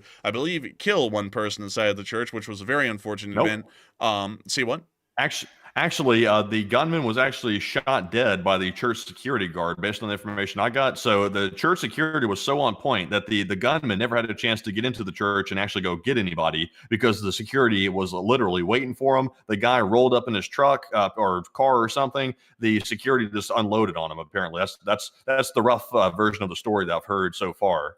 Dang, well, I suppose praise the Lord and pass the ammunition up there in Minnesota. But beyond that, it does appear that that was at least the first incident of any kind of extremist activity we've been able to see in the United States that has been affiliated with the Islamic Republic of Iran, possibly, but we haven't been able to hear of any so far. But still, it appears that the security of that church was a little bit more accurate than the gunman could have been, and luckily, a major crisis or a mass casualty event was averted thanks to the security at that church. Good on the security. And so with that... Also, some people were saying he got hit with a car or got ran over. Let me double check that real quick and get that story straight because I'm curious myself. So let's see here. So apparently, the gunman was a 31-year-old male, motivations unknown, but they said he was suffering from a mental health crisis. Obviously, something was wrong, but let's see here. The suspect got out of his Nissan truck wearing a tactical vest, armed with a long gun and a handgun. He approached the church building. He began firing his weapon. Several staff members from the church approached the gunman, adding that the parishioner struck the gunman with his vehicle as the gunman shot the vehicle repeatedly. So it looks like the gunman was run over actually by one of the parishioners. Two of the staff members shot the gunman. So he was shot later, but he got ran over first, then he got shot in that order, and that caused fatal wounds. So apparently, first he got the flattening, and then he got the two shots apparently. So that was how it went. He got flattened like a pancake and then turned into Swiss cheese. So it appears that that church was working overtime, at least on security. Luckily, the crisis was averted, however, and there was not a mass casualty incident that happened at that church, which is a very good thing to hear. And great to hear that those folks were on their toes for the large part, at least as we're seeing that tumultuous times may be coming around for the world, as the Islamic Republic of Iran may be calling sleeper cells and other extremists sympathetic to the Iranians to their cause and to try and conduct chaos and acts of terrorism, both inside the United States and inside of countries that are our allies abroad. But still, a very interesting thing to hear. Outside of that, though, that is generally all of the information and news that we have at the moment on the actual conflict or the developments of the conflict with the Islamic Republic of Iran. But we have also been able to hear a very interesting statement from the Russian Federation. And let me make sure to get this for all of you, because we have to make sure that we get it. And I quote, "The irresponsible decision to subject the territory of a sovereign state to missile and bomb attacks, whatever the arguments it may be presented with, flagrantly violates international law." And that's coming from the Russians, people. It's quite interesting to note that the Russian Federation is apparently now the moral grandstander. There are quite a many moral grandstanders out there who do talk out of their ass that would state something this stupid, considering that they are also conducting missile and bomb attacks on the state of Ukraine, which is a sovereign state, even by the Russian Federation's admission, and it also, according to them, would flagrantly violate international law. The Russians do not know hypocrisy's end, because this is almost the exact same sort of stuff that they said about the Nazi Germans at the end of World War II, about the German invasion of Poland. And if many of you all do not know, the Germans and the Soviets, through the Molotov-Ribbentrop Act, actually invaded Poland from both sides simultaneously, meaning that the Soviet Union was as equally liable for the invasion of Poland in 1939 as Nazi Germany. But in the Nuremberg trials, only the Nazi Germans were held accountable in the Nuremberg trials, because the Soviets were part of the presiding judges and administration that was holding these Nazis accountable for their war crimes, that were actually held accountable for the invasion of Poland. So once again, it appears that Russian hypocrisy truly knows no end, either in 1945 or in 1939 when the invasion of Poland happened, or even in the present day in 2025. The Russian Federation continues to look at the world not through an unbiased, not through a biased lens looking out for their interests on a global stage, but quite truly an absolutely asinine sort of a viewpoint that has absolutely no logical grounding anywhere in the world. It is just absolutely bizarre to see a statement like that coming from a country that for 1,215 continuous days has been conducting a direct armed invasion of the Ukrainian state. A very interesting thing to see from them, and I have a feeling that no one's really going to be taking that anywhere. And also, if y'all will note, have the Russians done anything yet? It's been 24 hours after the U.S. struck the Iranians, and the Russians have done nothing. And that's because the statement was true. The Russians will do nothing, and they'll like it, because the Russian Federation has no ability to power project in the Middle East or to support the Islamic Republic of Iran in any real fashion. And neither do the Chinese, at least for now. And so, a very funny thing to note, that their massive threats amounted to a diplomatic protest, much like we said on the channel. The analysis of that was correct. And so far, the Russian Federation is doing quite literally nothing else in support of the Iranians for now. But nevertheless, we have been able to hear a lot of people talking about the U.S. operation to strike the nuclear facilities. And Matthew, what are people thinking about this, and what are you thinking about it as well before we move on into the Ukraine war and what's been going on up there? Okay, so this is our last poll on the Middle East so far. So the big question to the audience is, do you consider the United States operation to strike Iran's nuclear facilities a success or a failure? Because right now it's kind of up for debate. So 39% said a success because the facilities were destroyed, while 31% said we need more intel for more clarity, and 18% said a failure because the uranium is now missing. And I'm very confidently with the 31%. I think we need some more intel. Right now, it's hard to tell who to believe because the U.S. has their own version, Israel has their own version, and then Iran has their own version. The only one we can rule out is Iran's version because they're the liars. So between Israel and the United States, it's a bit of a toss-up, honestly, because they both have really good intel agencies, and maybe one knows some information that the other one doesn't know. So I'm with the 31%. I say I need more information, and I really can't say it's a success or failure until we learn some more details. But Enforcer, what say you? I would generally have to say that at least the original operation or the Midnight Hammer operation, I would still deem it to be a success. The facilities were destroyed, destroying the enriched uranium from what what we understand, was a secondary, or not even really even a secondary objective, at least from these strikes. So it does appear that at least on the original confines of the mission, it was generally a success. However, that does not mean that the problem has been solved and everything is over. It is quite far from over. As long as that uranium is missing inside of Iran and we do not know where it is, that can end up being a significant issue and problem for the United States and our allies here in the future.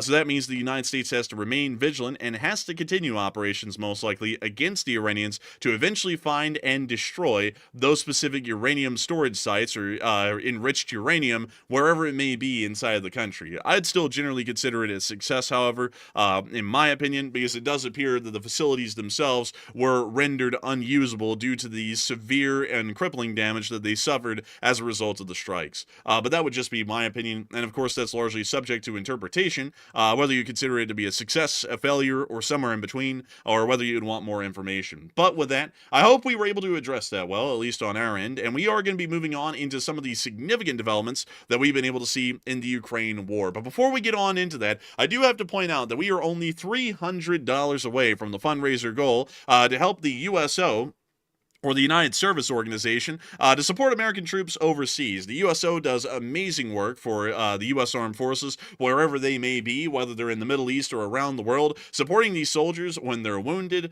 supporting families whenever service members unfortunately lose their lives in the line of service, and also providing these soldiers with communications, better food, and also shows to provide some entertainment and to make life overseas just a little bit more palatable while they're serving in the name of the Republic. And so if you would like to support the USO, we would be greatly appreciative, because any support that's provided to the USO will actually be going to help out soldiers and their durations that they are currently spending in deployments overseas at the moment. But with that in mind, we are going to be making sure to grab a couple of questions and also recognize some top donors that we've had in between this current news segment and the Ukraine war news segment. So Matthew, what do we got? All right, and first of all, I do want to say this. A huge shout out to every single person that's donated tonight so far. Sadly, we can't read off every single donation, though. We only read off the top donations, because otherwise we'd be here all night reading off donations. So we will have to read off just the top ones, but a huge shout out to literally everybody that's donated so far. First off, I want to give a big shout out to Joe in the Box for throwing in a $200 donation. That is the largest donation of the night, and thank you very much, Joe in the Box, for supporting the fundraiser. We also have a 100 from some guy called the Enforcer, who happens to be one of the hosts on the channel. We also have a 100 from BC Skyman, as well as Old Warrior and Just Chillin'.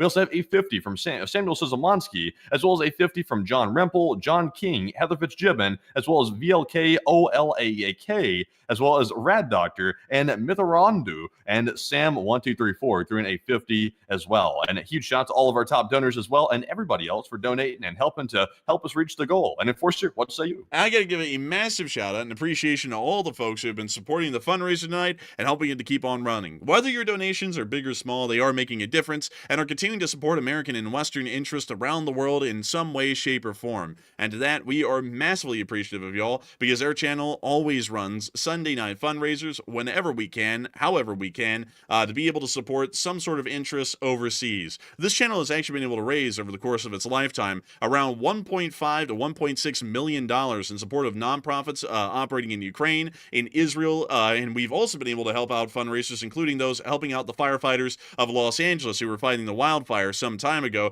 as we just hit the goal. Would you look at that? Look at that. We smashed the goal. Look at that. For a really good cause, the USO. And it looks like Kiowa was the one who brought us right over the goal with a massive $250 donation. And now we're sitting at roughly $2,700 raised, which is about roughly $200 above the goal. So tremendous work once again. An absolutely incredible work to see. We have to thank the entirety of the folks here tonight in the Lee Spring Army for supporting this fundraiser and helping it to keep running and to make sure to hit it to that fundraiser goal. It's an absolutely amazing thing to see that we just hit the goal, and it's a wonderful thing to know that the folks here on this channel continue to support the United States and our allies around the world in every way, shape, and form that we can. The channel has raised over $1.5 million for nonprofits around the world, helping out across the entirety of the globe, either in Ukraine or the Middle East or elsewhere. It is a thing that we're incredibly proud of here on the channel, and a lot of people take great pride of that in our Elite Spring Army community, or the LSA Army, as we call it here on the channel. And I got to thank you all massively once again for being a part of this fundraiser tonight and continuing to help support U.S. and Western operations or interests around the globe in some way, shape, or form. A lot of people can talk words, and a lot of people can virtue signal and say that they like this or they like that, but the folks here who supported the fundraiser tonight are not just speaking with their words, but they're also speaking with their pocketbooks and making sure to actually support things that will have a significant impact down the road in the future. And so a massive thanks to all of y'all so much once again. And with that, we're actually going to grab 3 live chat questions before we move on into the Ukraine war. So what do we got, Matthew? Okay, so our first question from the live chat goes to Paramecium13, who said, how close are our fleets to the Strait of Hormuz? They are fairly close, at least for carrier strike groups. They are somewhere within the Arabian Sea at the moment, within CENTCOM's area of responsibility. So we would assume that they are several hundred miles away from the Gulf of Oman, but they are not going to be dead inside of it. With carrier strike groups and their general operations, we would see that they would be at almost the maximum aerial range from where they would most likely be called to operate at, because you do not want to put the carriers or the vessels in the carrier strike group under any kind of threat of a possible anti-ship missile being fired at them from the shore that they may not be able to intercept or shoot down. The greater the range you have from the imminent threat, which is the Iranian coastline, the better, because it gives you more time to detect and intercept any kind of incoming anti-ship missiles that may be fired at the carrier strike groups, whether it be the USS Nimitz or the USS Carl S. Vinson, which are currently within the area of the Arabian Sea at this moment. So with that, I hope that does address that the best we can, at least from what we have at the moment. And a big thanks to every single one of y'all once again for asking great questions, and I hope that the question answered that incredibly, answered that question incredibly well. So a huge thanks to you so much once again. Man, I've been feeling like, Matthew, you and me have been stuttering over our words all night tonight. I don't know about you. I feel like I'm tripping over my words the whole night. It's just been a long week, folks. It's actually been almost 2 straight weeks of news coverage, and for some reason, I'm really feeling it tonight. I don't know why. But with that, we are on to the second question of this segment. All right, this live chat question goes to Jeff Alley. And Jeff said, what are the chances of a terror attack here in the United States? And unfortunately, Jeff, the chances are going up dramatically. Homeland Security put out a bulletin today saying that the risk rising of a terror attack here in the United States by an Iranian or proxy group is going up dramatically. And we also learned today that apparently Iran informed the United States president that if he carried out the attack on the nuclear facilities inside of Iran, then the Ayatollah would activate sleeper cells in the United States to start conducting attacks. That's at least a report right now, and that's what we're going off of. So it sounds like the risk is going to be rising soon. We're not sure if the attack in Michigan today was connected to the Iranian regime or not, but of course it does seem to line up though. So it appears to be possibly connected, but we're really not sure for a fact. But of course, the chances are going up, and that's very disturbing to me. But at the same time, though, it's not time to go cower in a corner. We still need to, obviously go and do our usual stuff throughout the day. But at the same time, though, it's good to be vigilant when you do get out in public, because when you have nutcases roaming rampant and they've been told to go hurt people, you got to keep 2 eyes peeled and keep looking around. But Enforcer, what say you? There is a significant chance of a terrorist attack happening in the United States at this point. Unfortunately, there really isn't a way for us to do much about that, at least here in the United States from what we know. Of course, due to the system that we have in the United States, where we generally respect the letter of the law and people are treated innocent until proven guilty, the U.S. internal security services like the FBI and other law enforcement agencies aren't able to treat these people like they are a criminal just because of their ideological beliefs. Generally, the sleeper cells, like multiple groups of people, are usually flagged by the FBI and are observed quite heavily. But generally, those are the groups that would not be the ones to be concerned about. It's generally the lone actors that are the most concerning. And these lone actors could be quite literally anyone. We have been able to see in prior attacks that have been conducted by terrorist groups or people conducting acts in the name of terrorist groups that a lot of these people could literally be anyone.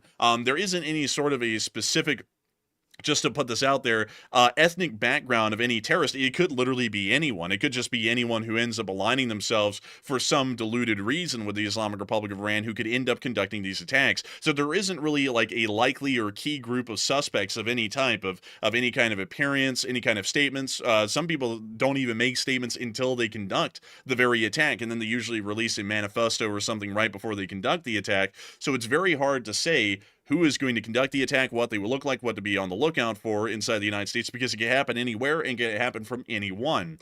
Generally, the smart thing to do at the moment, not trying to say that people ought to hide in a corner, but generally one of the biggest, most important things that we have to remember is that terrorists like to conduct activities that usually target large groups of people. So any kind of larger gatherings like concerts or parades or ceremonies generally probably should be avoided, or people should be incredibly vigilant while at those sorts of events to make sure to look out for any suspicious activity and report it immediately if you see it. That would probably be one of the best moves that people in the United States could make to look after their own security. But once again, folks, I have to say that there are no better people in the United States that could look after your security than the Department of Homeland Security or the FBI. So any sort of statements that they would make would be far more informed and knowledgeable than I ever could make about how to stay safe and remain vigilant in public spaces or large public gatherings. But please make sure, folks, to be out there and exercise a lot of caution and smarts when out there in the streets here in the future, as it could happen anytime and anywhere.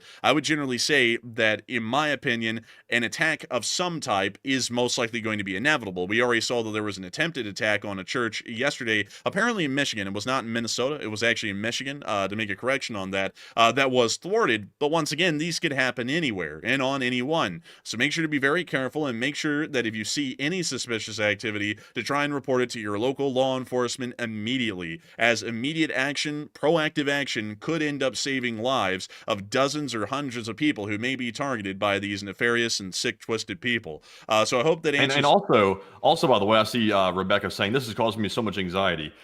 Don't get like too overdone with it. Like, I will say that. Now, obviously, do stay vigilant when you get out in public. Mainly, when I say in public, I'm referring to like what the enforcer is saying. If you're going to something that's like a large event with a lot of people in it, like for example a concert or something where there's a lot of people gathered, like for an event of some sort, that's where you should be especially careful, because of course these sickos want to go find crowds and do something nasty. That's what they specialize in, and you got to watch out for that. Now, typically day-to-day activities, like driving places, going to the store or something like that, you should be okay. But also they could target a store. That's also where people like to show up in large numbers as well to go shopping. So you just got to keep your eyes peeled, basically. And if you're allowed to carry some type of weapon on you and it's legally permitted, then probably wise to do that. If you know how to use it, of course, so you're properly trained, but only if it's legal in your state. But it's just good to keep your eyes peeled at least. At least if you don't want to carry a weapon, just at least stay vigilant so you can see your surroundings. And if you see something odd, then get the hell out of there and tell somebody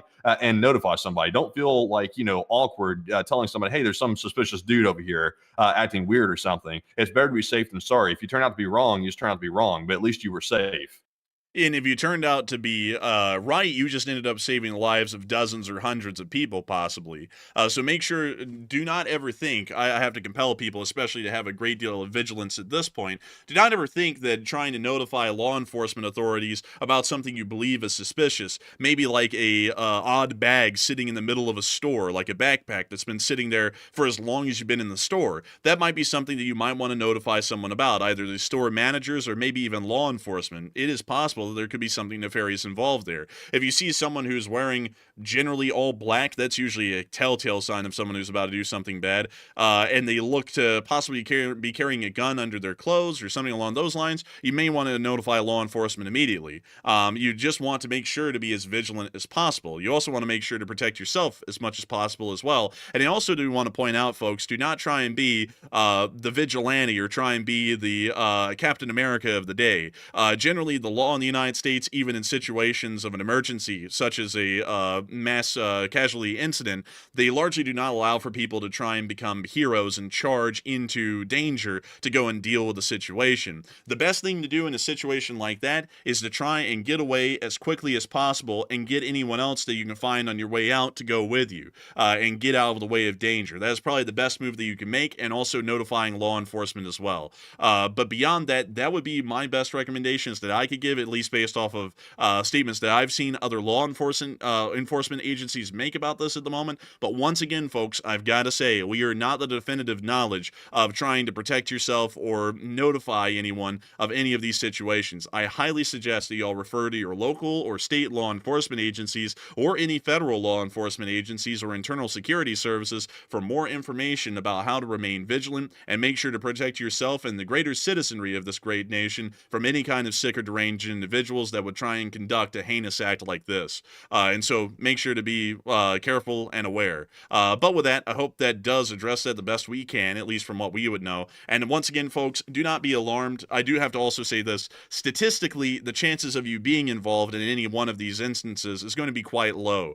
We do have to remember that there are 360 million American citizens living across the entire 59 states and all of our overseas territories, and so the chances of you being directly involved in any one of these attacks at any given moment is going to be low. That's no reason to drop your guard and not remain vigilant during this trying time for the large part, but it's also not a reason to be on pins and needles every single day as well. Just make sure to be a little bit more alert, report anything that appears to be suspicious to the police, and generally go about your day normally. And also make sure to especially be aware whenever you're in a large gathering like a grocery store, a church, a concert, or any other large public gatherings where there may be 10 or more people. That would probably be a pretty good rule of thumb. But with that, I hope that does address that the best we can. And with that, we are going to be grabbing the final question of the segment and then moving on into our Ukraine war coverage. All right, and this one goes to Morrow Lester. He said, how much do you think all the ordnance that was dropped on Iran cost the United States? And I would have to say really quickly, I don't know if I said 59. Some people are saying that I said 59 states. There are only 50 states in the United States, and then I believe there's about 7 overseas territories, if I'm not mistaken. I may be getting the number incorrect on that. But if I said 59, that was a misstatement. It is 50 states in the United States, the lower 48, and then Alaska and Hawaii. But outside of that, can you reread the question again, Matthew? I wanted to make sure to address that in case I misspoke. Yes, Morrow Lester said, how much do you think all the ordnance that was dropped on Iran cost the United States? It probably cost us tens of millions of dollars, probably even more than that, honestly. It probably cost us close to about 100 million or less, I would assume. I can't really give you an exact number at the moment, but I would also say that that cost up front is a lot cheaper than having to deal with a nuclearized Iran. That would be far more expensive in the long run than anything else we would have dealt with, but make no mistake, what we did was quite expensive, at least on our normal human scale that we're all on here. We're not on the grand federal government spending scale where they spend hundreds of billions, if not trillions of dollars every single year. So it was quite expensive, but not incredibly expensive compared to the alternative where we would possibly have to start to deploy or produce multiple hundreds of billions of dollars of weapons and defense systems in this region to try and protect the countries that are in our security sphere, or largely for the greater deal to protect our own forces in the area as we try and protect our interests inside the Middle East. So with that, I hope that does address that the best I can. And also, it appears that there's now a debate in the chat as to whether I said 50 or 59. I'm pretty sure that I said 50 because I do not remember saying 59. I'm not going to. 50. Yeah, I think I said 50. But the United States has 50 states. There are 48 in the lower 48, and then there's Alaska and Hawaii. We also have a great deal of overseas territories as well, which I believe that we have about 7 of them. I can't name them all by name. I know Guam and American Samoa are some of our overseas territories, but I wouldn't be able to name much more of them than that because I don't go around trying to remember every single small island that the United States owns around the world. Also, Puerto Rico is one of those territories, but those would be the only 3 that I can name off the top of my head at the moment. But anyways, with that, I hope we were able to address that question well, or all those questions the best we can. And with that, it is time for us to move on into the war in Ukraine. Right before we went on stream, we were able to hear that there was an ongoing missile attack in Kyiv, and we were able to get a limited amount of footage showing that attack on the city, which we can see right here.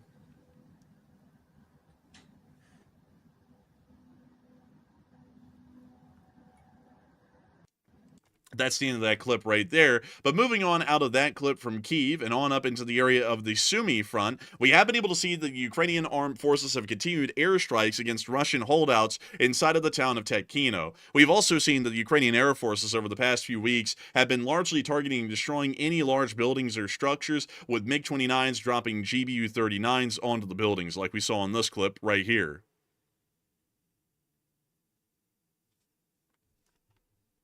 We can see the smoke rising from the building after its complete destruction.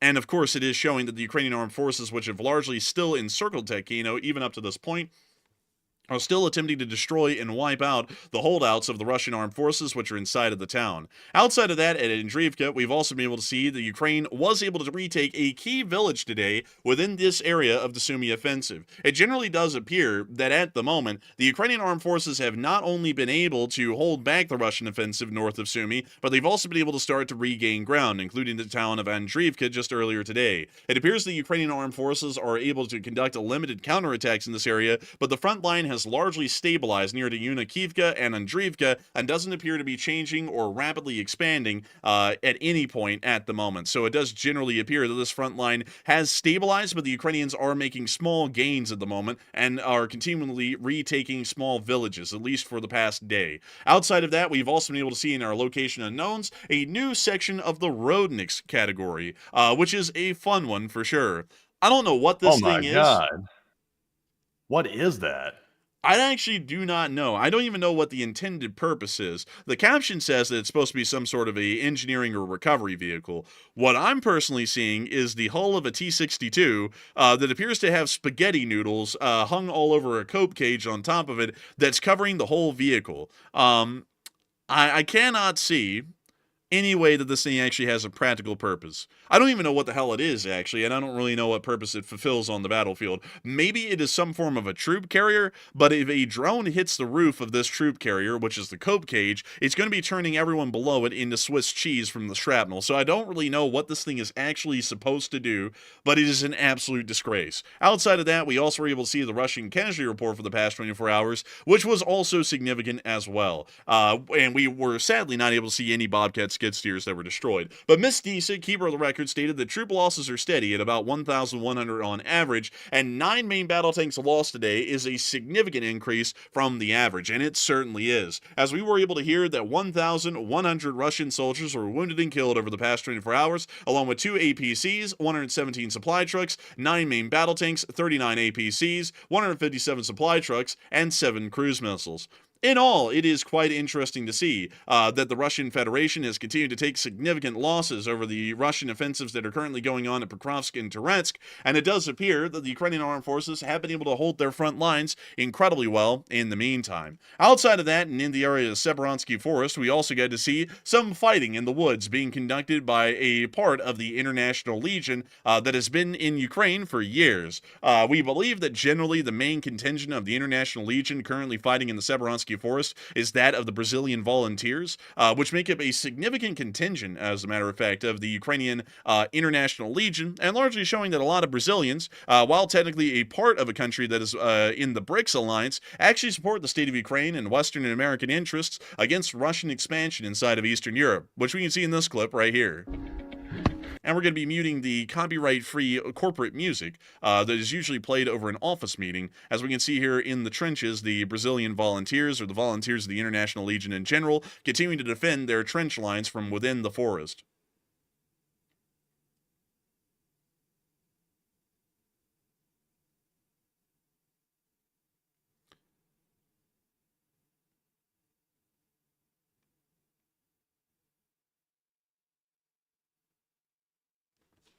And we can see here the soldiers inside of one of their trench dugouts moving around. We can see that it's a pretty low head clearance.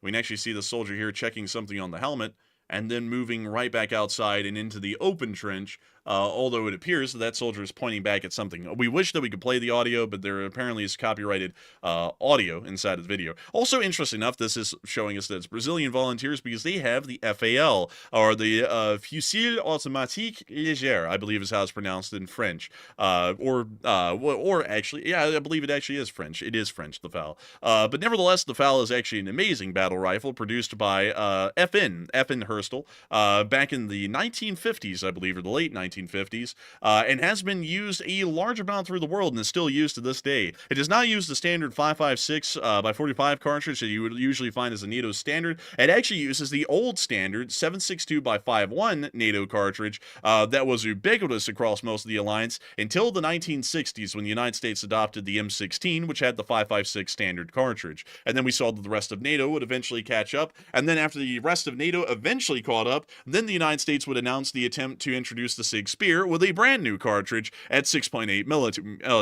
millimeters, attempting to make that the new NATO standard, although it does not appear that it will be standard anytime soon. But still, a very interesting sort of rifle, and pretty neat to see. And this largely is showing us that this is the Brazilian Volunteers, as they are the only international Legion unit that we've seen using the FALs over any part of the war in Ukraine.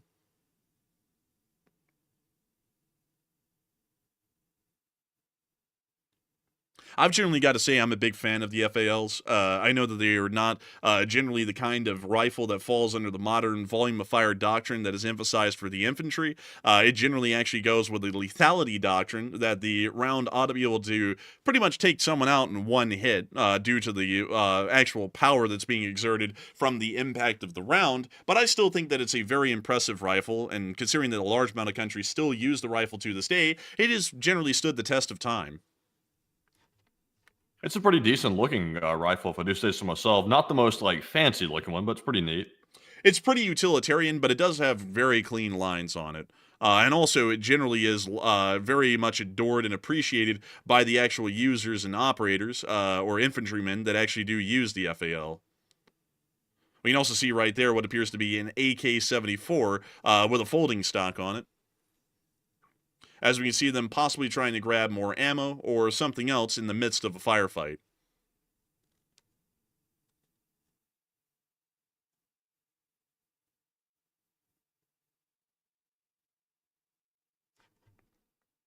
We can see them talking to some folks inside of the trench.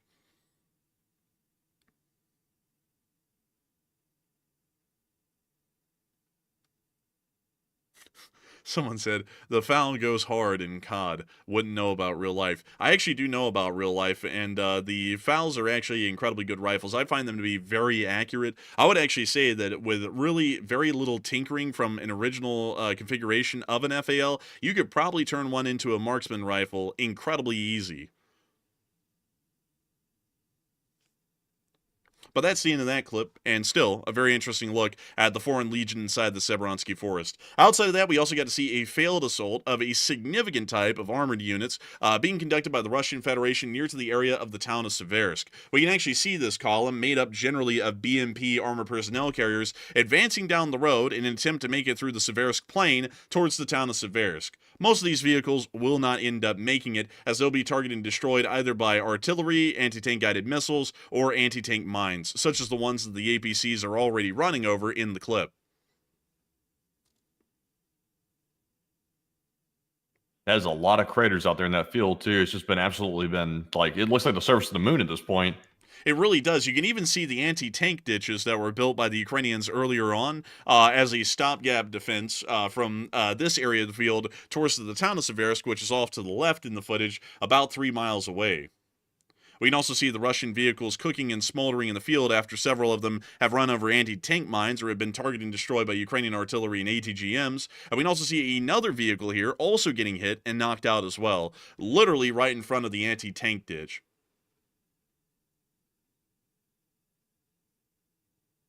We now see a drone coming in and taking out this BMP. That was actually a very rare BMP-3. The Russian Federation only had about 300 of those going into the war in Ukraine, and so far we've been able to tell that by video and picture evidence, around 170 of those have been destroyed over the course of the war, meaning that there's only about 120 of those left in the entirety of the Russian army, and that was another one of them that just got lost. At this point, there are so few of them that each one lost is nearly a measurable percentage figure of the remaining BMP-3s in Russian service. But that's the end of that clip, and still showing us another failed assault, which appears to have been conducted by most likely 2 platoons of a Russian battalion tactical group that were attempting to break through in the fields of Seversk. Outside of that, we were also able to get additional footage of the Ukrainians shooting down a Russian drone with raw rifle fire. Check it out. We're going to have to mute it because there is copyrighted music, unfortunately. That's that music they play behind every conspiracy theory video that's on a YouTube short. Or better yet, what's going on in Romania? That's also that's also very similar. But we can see the Ukrainians taking shots at the incoming drone.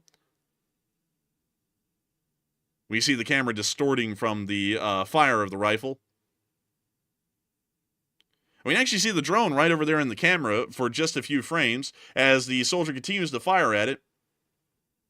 And And we can actually see it right there. There it is. The soldiers are continuing to fire at it, and they got it, and it actually blew up. They were able to successfully shoot it down before it hit anyone in the tree line.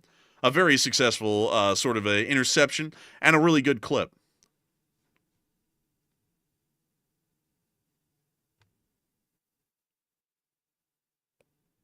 We're now moving on into our next clips further down the line. We do know that there is heavy fighting right now at Chasiv Yar and Toretsk, but we are not able to show y'all any footage from today, unfortunately, of any of those ongoing battles within the area, as it appears that no footage was published on the ground from those specific areas in Chasiv Yar and Toretsk. We also have been able to hear at Pokrovsk that a Ukrainian tank was able to hold back a Russian offensive, and this tank was actually part of the 1st Tank Brigade of the Ukrainian army, and we were able to see it in action in this clip right here.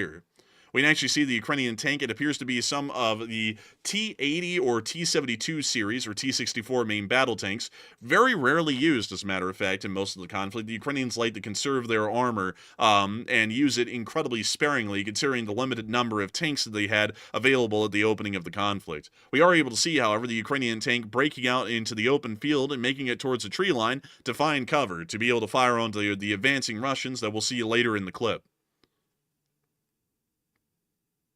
We now see the tank actually pausing the fire within the open field, just about 150 feet away from the cover of the tree line, as it's holding back several Russian infantry units or infantry squads that we can actually see here on the film. Most of them are trying to hide inside the tree line from the tank's fire, but the tank has been able to identify them, most likely with the assistance of drone spotting, and is laying down high explosive shells, most likely the 125mm caliber, onto their positions, suppressing them, and also taking out the Russian forces seen within the trees.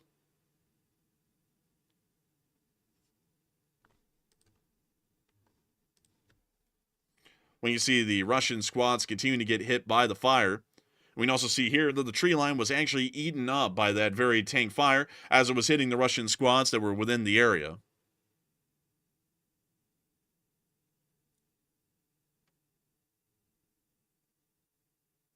We now see the tank laying down a smoke screen from its engine as it leaves the area. We can actually see that the Russians attempted to hit the tank right there and actually hit a berm and also hit the rear of the engine bay twice, but the tank kept rolling and was still able to deploy its smoke screen and successfully leave the area. Pretty impressive stuff, actually, and it does appear that the tank was able to survive multiple hits, most likely from Russian FPV drones. Outside of that, and moving on down into the Zaporizhzhia front, we also get to see in the Robotny area, the Ukrainians once again using GBU-62s to target and hit Russian positions, which we're able to see in this clip right here.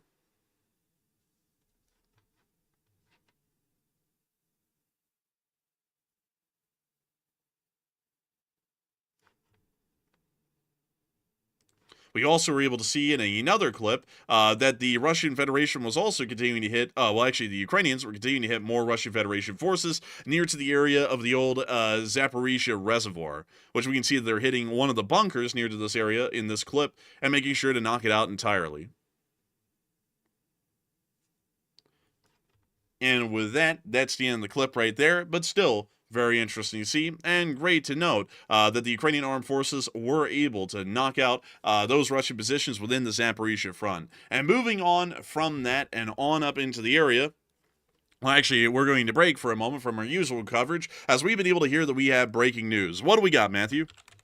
Okay, so we do have some breaking news coming out of Iran right this second. Actually, here, right during our Ukraine segment, we got some big breaking news coming out of the Middle East. So right now we're hearing that North Korea has weighed into this situation between Israel and Iran for one of the first times ever. And North Korea has issued an official statement strongly condemning the U.S. strikes on Iran. So that was to be expected. That's not anything too crazy. But we also got some footage as well showing what's left of the Iranian Broadcasting Authority. Basically what's left of it. At this point, it's pretty much a husk. We've got some footage here showing the damage, and it's quite extensive that we're seeing right here. So let's take a look.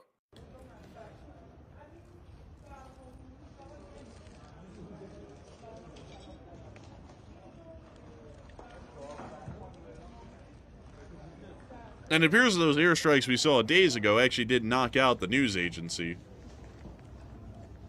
Yeah, I think it knocked it out pretty good. I don't think they'll be broadcasting from here again.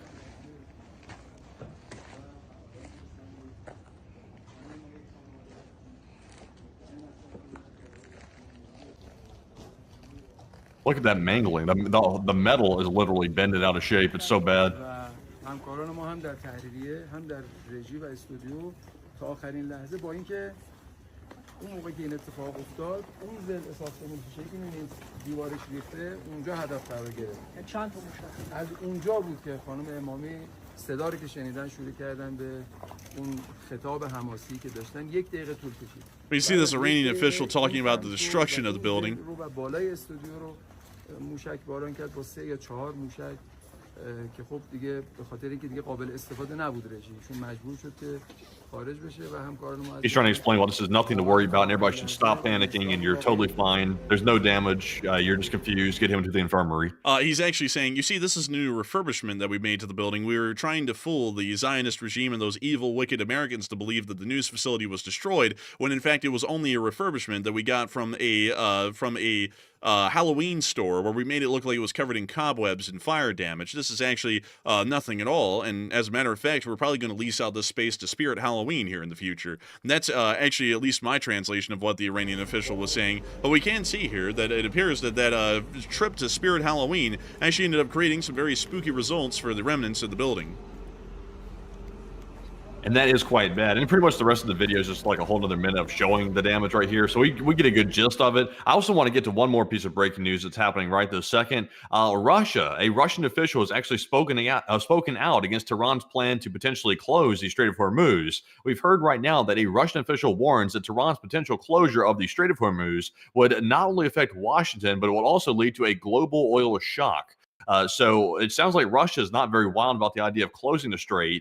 So we'll have to see if that actually weighs into Iran's decision of whether or not they're going to close it or not. Now, I want to remind everybody, the Iranian parliament's already approved it. So all that's left is for the Iranian National Security Council, which is a group of extremist people, to simply say, yes, let's do it. And then it's going to be in effect. So, I mean, it's really close to actually happening. So it could happen imminently or it may not happen at all. It's just kind of hard to tell. And it does appear that the Islamic Republic of Iran is at least stating that through the Russians that the Strait of Hormuz could affect the entire global oil markets, much like we've been saying on air. That doesn't take really an expert analyst to generally know that that would be a bad thing for the Iranians to pull off. And so I'd say that the United States probably should target and destroy the Iranian Navy to stop any kind of those potential actions from occurring here in the future. But with that, I hope we were able to address that breaking news well. And a big thanks to Enforcer Matt once again for bringing us that breaking news here on air. And with that, we're actually going to be moving into Kyiv to cover the speech from President Volodymyr Zelenskyy of the state of Ukraine here on the 1,215th day of the war, as he's been able to make additional statements about the proliferation of nuclear weapons, also adding in an official Ukrainian statement to the actions that were conducted by the United States against the Islamic Republic of Iran yesterday in an attempt to denuclearize the Iranians and stop them from developing or producing any nuclear weapons. And so without further ado, here is the speech. Peach! Дорогі українці, українки, сьогодні багато всього за день сталося. Зараз в Краматорську ще тривають рятувальні роботи на місці російського удару. Авіабомби просто по місту, просто по будинках. Під завалами були люди, залучені були всі необхідні сили. Станом на цей час відомо про 4 поранених, серед них дитина. На жаль, 4 людини були вбиті цим російським ударом. Мої співчуття усім рідним та близьким.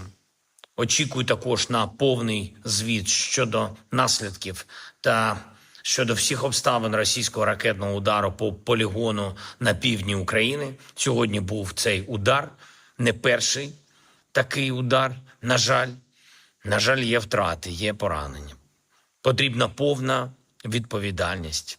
Сьогодні була тривала розмова моя з міністром внутрішніх справ Клименком, зокрема про захист наших позицій на передовій та про застосування наших дронів підрозділами Національної гвардії України. Говорив також сьогодні з головкомом Олександром Сирським. Все має бути налаштовано системно, так, щоб російські дрони, російські розвідники знищувались і знищувались максимально оперативно. Окремо говоритиму на тижні з партнерами щодо додаткового фінансування для виробництва дронів-перехоплювачів. Перехоплювачі, дрони для передової, також дрони на оптоволокні та всі типи дронів для ударів по російській території мають бути профінансовані так, щоб це дійсно відчувалось. Це буде і вже є попередні домовленості з частиною наших партнерів, з частиною європейських країн. Сьогодні був міністр оборони Норвегії в Україні. Є рішення про $400 мільйонів у наше виробництво, нові інвестиції на дрони передусім. Ми працюємо разом і працюємо для того, щоб створити всі умови і виробляти ППО в Україні, виробляти з партнерами, з Норвегією. Кроки до цього ми робимо. Відкрито вже офіс в Україні однієї з найбільших європейських оборонних компаній. Найбільшою норвезькою оборонною компанією Kongsberg Defense and Airspace. І максимально ми все прискорюємо. Були сьогодні детальні доповіді, також розвідки ГУР та служби зовнішньої розвідки. Передусім про російські наміри і наш від них захист. Ключове, що намагається зробити Москва, це боротьба проти санкцій.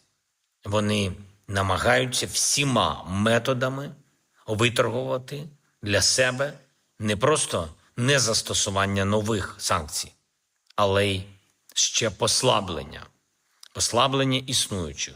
Ми розуміємо, яким чином і кого вони використовують в Європі, в інших частинах світу. Протидіємо. Я дякую кожному, хто просуває, попри все, санкційний порядок денний, бо це порядок денний наближення миру.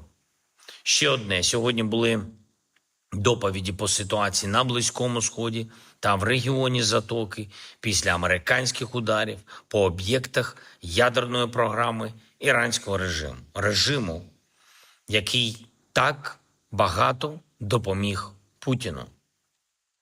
Зараз в українському небі чергові хвилі шахедів. Ми всі прекрасно пам'ятаємо, звідки у Росії така зброя. Іранські рішення на допомогу Росії принесли нашій країні та багатьом іншим країнам масштабні руйнування, масштабні людські втрати. І це дійсно має припинитись. І це дійсно не має бути посилено ядерною зброєю. Жодного поширення ядерної зброї в сучасному світі не повинно бути. Це треба підкреслювати. Важливо, що є американська рішучість щодо цього, рішучість президента Трампа. Так само треба підкреслювати, що дипломатія має запрацювати. Запрацювати всюди. На Близькому Сході, в регіоні Затоки і у нас, тут, в Європі, в Україні. І якщо Путін відкидає всі мирні пропозиції, у тому числі американські пропозиції, то не дивно, що відкидають їх поки що і в Тегерані. Але всі вони мають відчути, що таке сила міжнародної солідарності та неприпустимості будь-якого поширення терору. Реальна і довготривала безпека потрібна. Дійсно надійна безпека. Я дякую всім, хто допомагає з цим. Я дякую всім, хто з Україною. Слава Україні!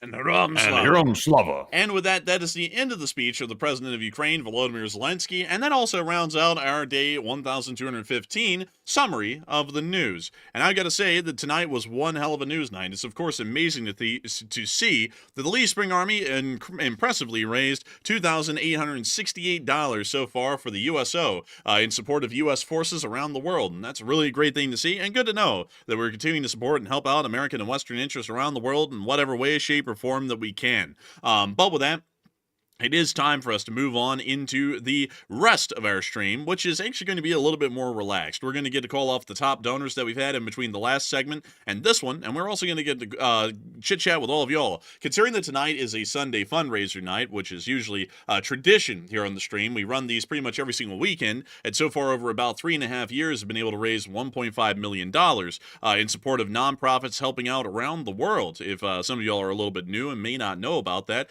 we have been doing this for an incredibly long time, and we usually consider these fundraisers to be a pretty big thing here on the channel, and a lot of people in the community pride themselves on saying that as a group they've been able to raise over $1.5 million for all of those nonprofits and charities around the world that have been helping out in Ukraine, that have been helping out inside of Israel, have been helping out in the Middle East in general, and have also been helping out in the United States. So there's been a great deal of them run, and I want to make sure that we are able to recognize those top donors that we may have had between the last segment and this one right now, and then get on into our questions. Also, one other thing, folks, considering it is a Sunday night fundraiser night, we actually get to talk to y'all without any super chats in the way. Because we run a fundraiser tonight, we aren't actually taking in super chats, and so we actually do not make a cent on tonight's show, just to show you all that as well for new viewers who may not know how this works. This is the control room I'm looking at right now, and you can actually see the chat revenue is zero.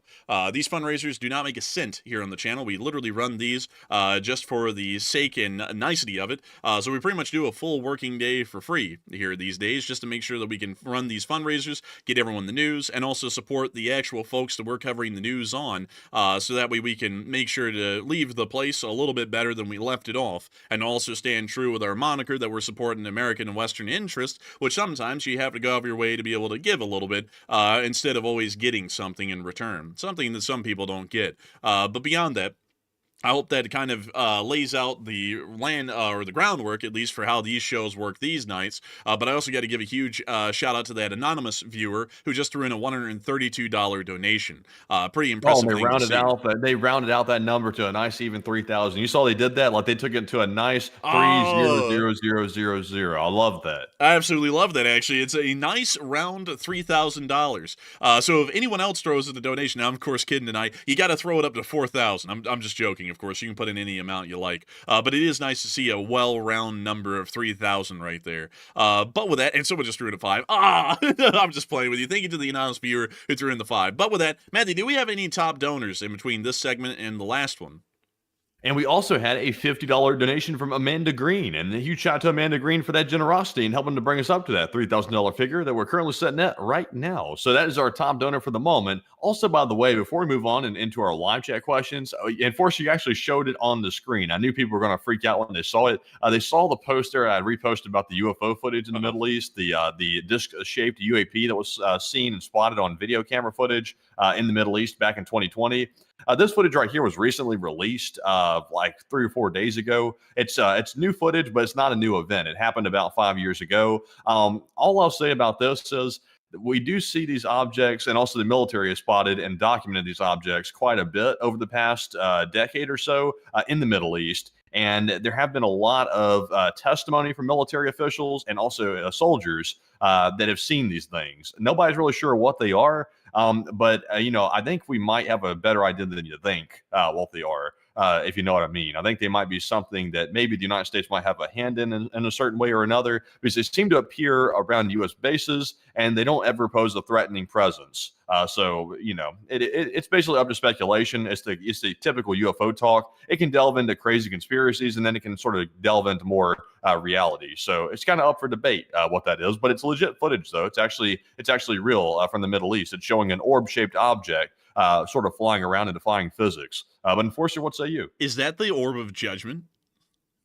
You know what? Maybe that is what people saw. And also, by the way, just to make that clear, that this is not what was spotted over Tehran. That was something else. That was an explosion that people were mistaking for a red orb of justice or something. This is a totally different thing. This is an unidentified aerial phenomenon that we don't know what it is, or at least we don't think we know what it is. So that's what this is. Dude, we could absolutely go ham with this right now, though. Y'all know those. You know what I'm about to talk about, right? Like the History Channel shows who sit there for like 30 minutes and they just lead you along to no conclusion. Like, you'll come back. By the way, huge shout out to Ninja Machinist, who just threw in a $200 donation to the fundraiser. That's actually the second highest donation to the fundraiser now. Huge shout out to you, by the way. But y'all know what I'm about to get to here with this. Like, those History Channel shows that just string you on and they never get to a conclusion. Like, they'll have that same narrator guy, and he's like, is this the orb of judgment that many people have been talking about? Is this the one? And then some expert will say, it could be the orb of judgment, but it also could be a balloon that was just flying over the area at the time the picture was taken. And the way of the light, we'll tell you all the answer after the break. And then it cuts to like 7 minutes of ads. And then you come back and they do the whole thing like over again. And they do that for 30 minutes. And that's what they call an episode. I always absolutely hate those shows because they never tell you anything. Like, it's just endlessly, like, stringing you on along and kind of, like, baiting you, thinking that they're about to actually tell you something that will matter, and then they just come back and they're like, they literally just recap the same thing. They could be like, could it be that this is the orb of judgment? We are going to be going to ancient England to see. And then they'll be like, yeah, there's this guy who, like, carved this giant thing in the side of this hill here made of chalk. And then in the 1800s, they added a wiener to it. Isn't that funny? Oh, could it be the orb of judgment? Find out after the break. And then they throw you to another ad break. And it's like, none of this information is even pertinent to what you're talking about. You're just bringing up this weird stuff and stringing us along for 30 minutes. I absolutely, like, that was the moment, folks, that I decided that conspiracy theories had absolutely, most of them, no merit to them, is because those History Channel episodes have absolutely no substance to them about conspiracy theories like this. And I'm like, it's like, there's got to be nothing to this because they don't get into anything here, and they'll bring on the supposed expert conspiracy theorists, and they don't have anything either, hardly. So with that, you know what's interesting though, Enforcer? Here's something that the audience might be curious to know. The United States typically keeps experimental aircraft secret for typically at least a decade or longer. For example, to sort of illustrate that, the F-117 Nighthawk, which is our stealth fighter of a sort, bomber, I meant to say, that was actually first flown in 1981. And it's this aircraft right here. Can you believe that this advanced looking aircraft, this stealth aircraft, was first flown in June 18th of 1981, but the public had never seen it until April of 1990. That was almost a decade later. That was the first public appearance at Nellis Air Force Base. And it was the formal unveiling after years and years of secret development and also operations. It had been in service for that entire decade pretty much until the public got to see it. A similar thing for pretty much all the experimental projects that the United States works on. It's typically about a decade or so before we actually see it. So, you know, some things like the B-2 Raider, which we just got introduced to a short while ago, that has likely been in service for quite some time, and we just got to see the first glimpses of it when that photo came out. So that's pretty much the way it works for all of it, which is quite interesting. I'm not saying that necessarily that orb that we're seeing in the Middle East is necessarily a U.S. experimental aircraft, but it is possible that maybe it's some type of experiment of some sort, but nobody really knows. It seems to defy physics. So if it is something of ours, we've made a quantum leap in technology for a fact, if that is our craft that's flying around, but it's just hard to tell.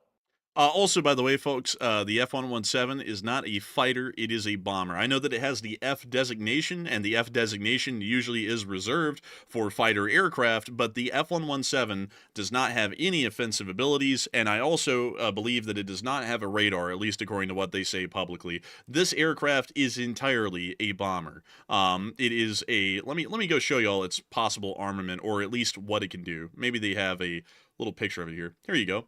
It has one bomb bay on board, and in this bomb bay, each F-117 can only carry 2 bombs. You can actually just see it dropping a GBU-27 right here.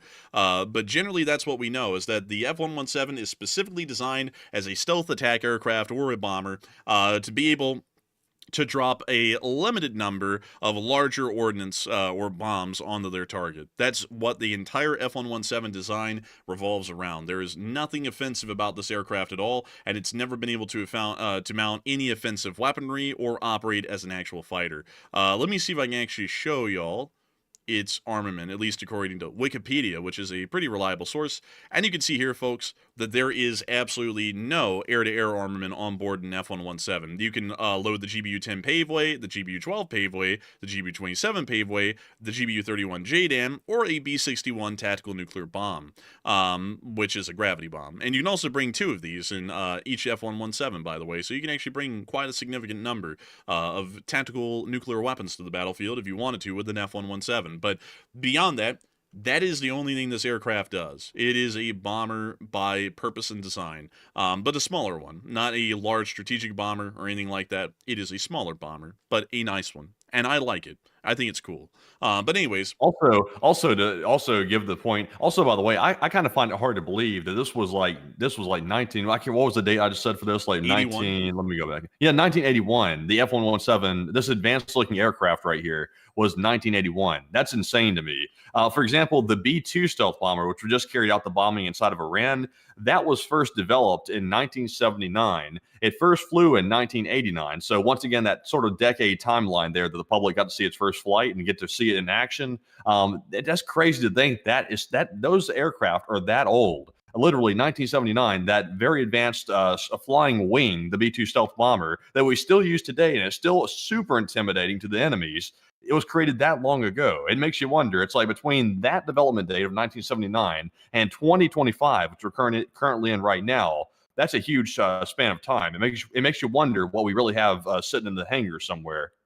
And it really is an interesting thing. It really does make you wonder, because even to this day, the B-2 looks futuristic. Even in the present day, this thing still looks like it's alien technology. Could it be that aliens helped the government design the B-2? The answer is no. The B-2 was largely developed actually out of the YB-49 program, which a lot of people don't know about. And I just typed in TB-49. We're looking for the YB-49. This right here. This actually was designed and developed after World War II, not that long after. It originally was the XB-35, but later on, they would actually they would replace the turboprop engines, which you can see on this aircraft, with the turbojet engines that you can see on the YB-49, and it'll be redesignated to the YB-49. Because during the time, the sort of computer systems or avionics systems that allow for the B-2 to actually be rudderless didn't exist, the YB-49 and the XB-35 both had some form of rudder works or systems on board to stop the yawing of the aircraft while in flight.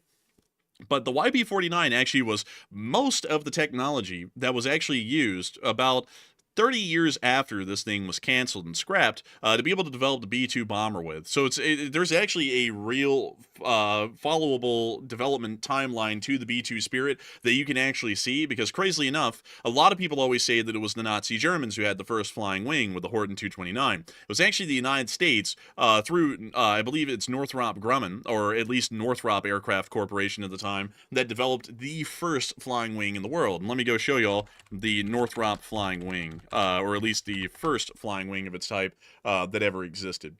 So let me go grab it. I got to go grab the little one. Dang man, let me go see if I can get a picture of this. Ah, yeah, here we go. The Northrop N9M. This is actually the first flying wing. Oh, let me bring that over right here. This is actually the first flying wing that ever existed in the world, and it was actually designed by, let me make sure that I get his name correctly, Jack Northrop, who actually designed this aircraft. So the Horten brothers were not the first one to develop a flying wing. It was actually Jack Northrop here in the United States, but considering that a whole bunch of Nazis at the end of the war that didn't get hung in Nuremberg started to write books about how advanced and great the Nazis were, and they started to push forward the theory of too little too late, which is just not true. It's just that everything sucked, and that's just the basic run of the mill. The Nazis actually get most of the credit, at least publicly, for developing the first flying wing, but it was actually America that created the first usable flying wing seen here, and it was also the British that developed the first usable jet engine as well. The Germans were a few months behind the British. So a little bit interesting with that, folks. The only thing that the Germans actually had us beat on was rocket technology, or rocketry technology. That was the only thing that they actually had us beat on. Beyond that, the Allies had already developed the jet engine first, the flying wing first, and also had the first flying jet aircraft in military service, which was the Meteor inside of the United Kingdom. And the United States actually would have its first jet-powered aircraft before the end of World War II as well. But that was okay, though. They were headed in rocket technology because the Germans were so kind after the war. war, they were so remorseful that they figured, let's just go over and help those Americans build those rockets to be the best in the world. Let's help them build those things just because we're feeling generous today, I guess you could say. So then they helped us build our rocket program, and it turns out that we just got significantly better, which was just so nice of them to help. It is a really nice thing to know that they helped. You know, we actually told them, yeah, we said, hey, would you like to help us work on these rockets? And some of them said, no, I'd rather die for the Fuhrer. We said, okay, well, we can actually hang y'all, and then, you know, you don't have to help out. And then they said, well, actually, on second thought, I think that rocketry is helping y'all out with that. That'd be a great idea. But the actual truth is that a lot of them actually defected over to the U.S. side towards the end of the war. They actually pretty much drove right into American forces to surrender and offered their services so that way they wouldn't end up being handed over to the Soviets. Because pretty much every single German at the end of World War II was terrified of ending up in Soviet-controlled territory or running face-to-face with the Red Army as they were pushing through Germany. And they had a good reason to be fearful of that because the Soviets were pretty nasty as they were pushing back into Germany at the end of World War II. But still, a little bit of interesting history that people don't know about, at least with the United States and our aircraft technology and development. Also, someone is correct. Jack Northrop actually did get to live to see a B-2 Spirit. Well, he actually kind of did, kind of didn't. Some folks from Northrop Grumman who were still working on it, of course, the company's named after Jack Northrop, in a sense, they actually dropped by his house when he was in old age and actually showed him the design scheme or the general concept for the B-2, just to show him that the flying wing concept that he originally pioneered was actually alive, and it was going to end up being an actual usable bomber within the U.S. Air Force, unlike the YB-49, which never ended up being actually a prolific bomber. It was actually a bomber, I believe, in service for a time, and it actually, let's see here, let's see, 3 converted, let's see. Okay, yeah, so it was actually used for a little bit of a time in testing, but not in any large numbers. I believe it was actually the XB-35 that saw some service. 14 of them were actually put into service in the Air Force in 1946, which is quite interesting. And then they were retired from 1948 to 1949, so an incredibly short service life. But, you know, that's also interesting, man, that people completely forget about that, because they're like, oh, the Nazis were so far ahead of us, there was no such thing as a flying wing. And it's literally right after World War II, we had literal bomber-sized flying wings already. Yeah, it's just really crazy. It's just what's really wild about it is how war spurs development and production of new technologies like never before seen. There's nothing like a war to motivate people to really get on the ball when it comes to developing things like this. It's unfortunate, though, that out of all the technology and all the advancements we could make, it's typically in the area of defense because it's out of necessity, and it's usually not in the areas of, like, you know, humanitarian things and stuff like that. It's usually not, but sometimes it does get carried over into those other industries. But mainly it starts off with military advancements, defensive measures, and things like that. And then the technology somehow gets co-opted by these other industries. It's kind of interesting how that works. Also, one other interesting thing, I wanted to tell you all this because y'all might find this really interesting.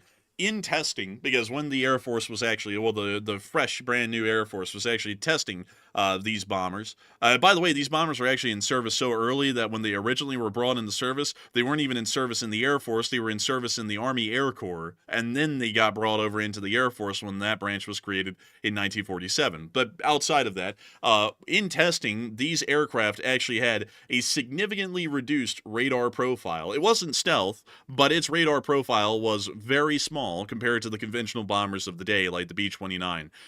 The interesting thing, however, was back then, air doctrine largely revolved around the concept of high-speed bombers carrying large payloads, and this bomber was slow, much slower than its contemporaries, and also was not an incredibly large payload-carrying sort of a bomber. It only could achieve the lower profile on radar, and that was about it. And that's generally why all of them got scrapped and canceled. But what was interesting about that, though, is that if the U.S. had actually started to develop on that concept a little bit better and actually had some visionary knowledge that radar technology was going to become prolific in the late 50s and 60s, it actually was possible there could have been a low visibility or stealth bomber already in U.S. service by the late 50s or the 60s by the time the radar age became wildly important, and the era of the dogfight, or at least the visual identification era of air combat, was largely starting to disappear.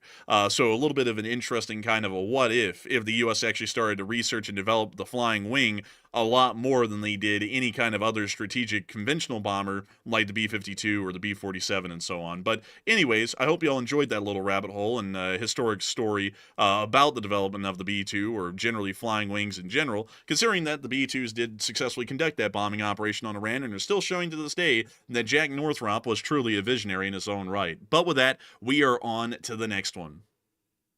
All right, so with that, it's now time to jump into our live chat questions proper. We're fresh out of topics of discussion when it comes to the UFO orb talk. So we're jumping right back into our live chats. And our first one here is going to go to Aaron Hubert, who said, what I wonder is when the attack will happen from Iran. Will it be days, weeks, or months?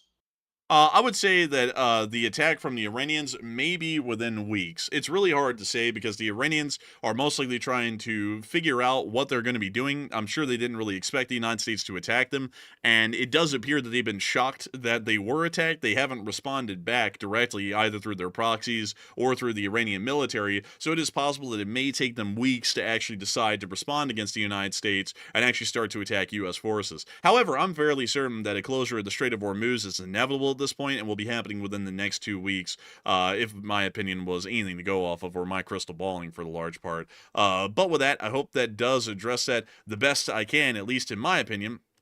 And a big thanks to you once again, at least for helping this channel to keep on running, because if it wasn't for folks like y'all who are asking great questions, we wouldn't be able to have a question segment right now. And so with that, we are on to the next one. All right, so our next one here is going to go to Howard Mendelson. He said, wouldn't higher oil prices benefit the Russian shadow fleet? And also, Howard, let's get a quick oil price quote if we can real quick. Let's see, oil price crude. Let's see what we're sitting at.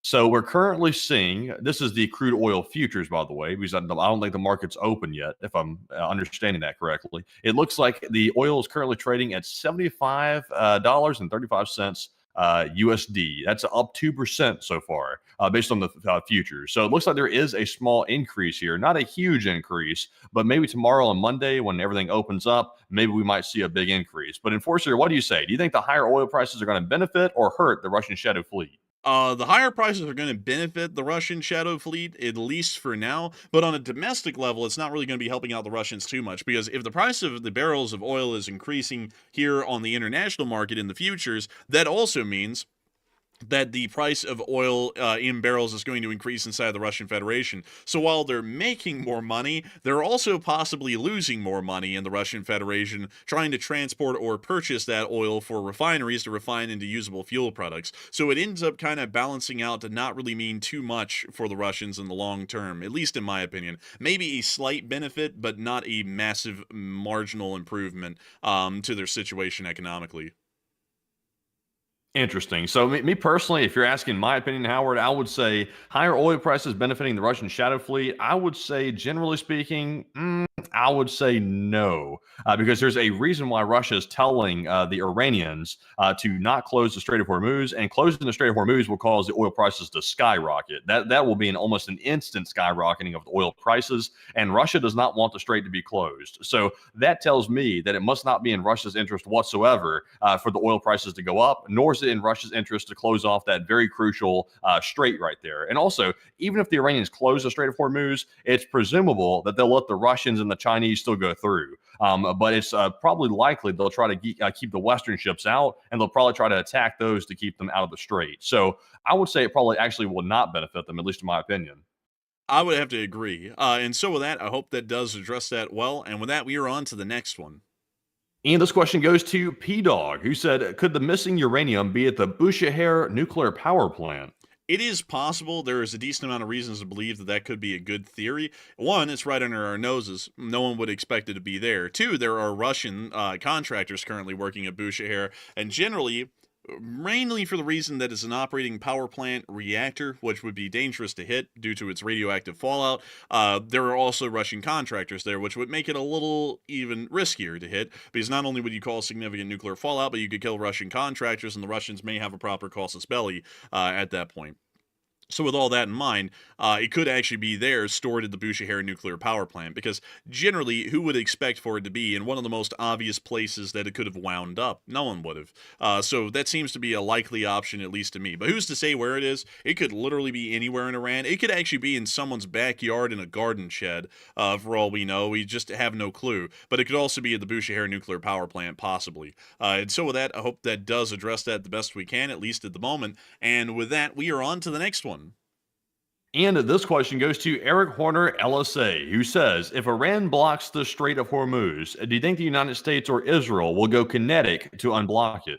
Absolutely. The closure of the Strait of Hormuz would be a violation of international law and international maritime law, as a sovereign country would be exhibiting control or influence over an area of international waters. That is generally not allowed legally under maritime law on the pertinence of international waters, because international waters are international. You generally follow global or standard maritime laws in international waters, but beyond that, a country like Iran cannot unilaterally close off Omani, international, and Iranian waters to commercial traffic unilaterally. That's something that they cannot do. In general, though, what would be the issue is that the Iranian Navy isn't going to be sitting out there forming a line through the Strait of Hormuz and shooting at anyone who comes through. They may come out and try and destroy vessels that attempt to come through, but what they're probably going to do is lay out a minefield within that area of the Strait of Hormuz that pretty much will make it to where no commercial ship would want to even take the chance of going through.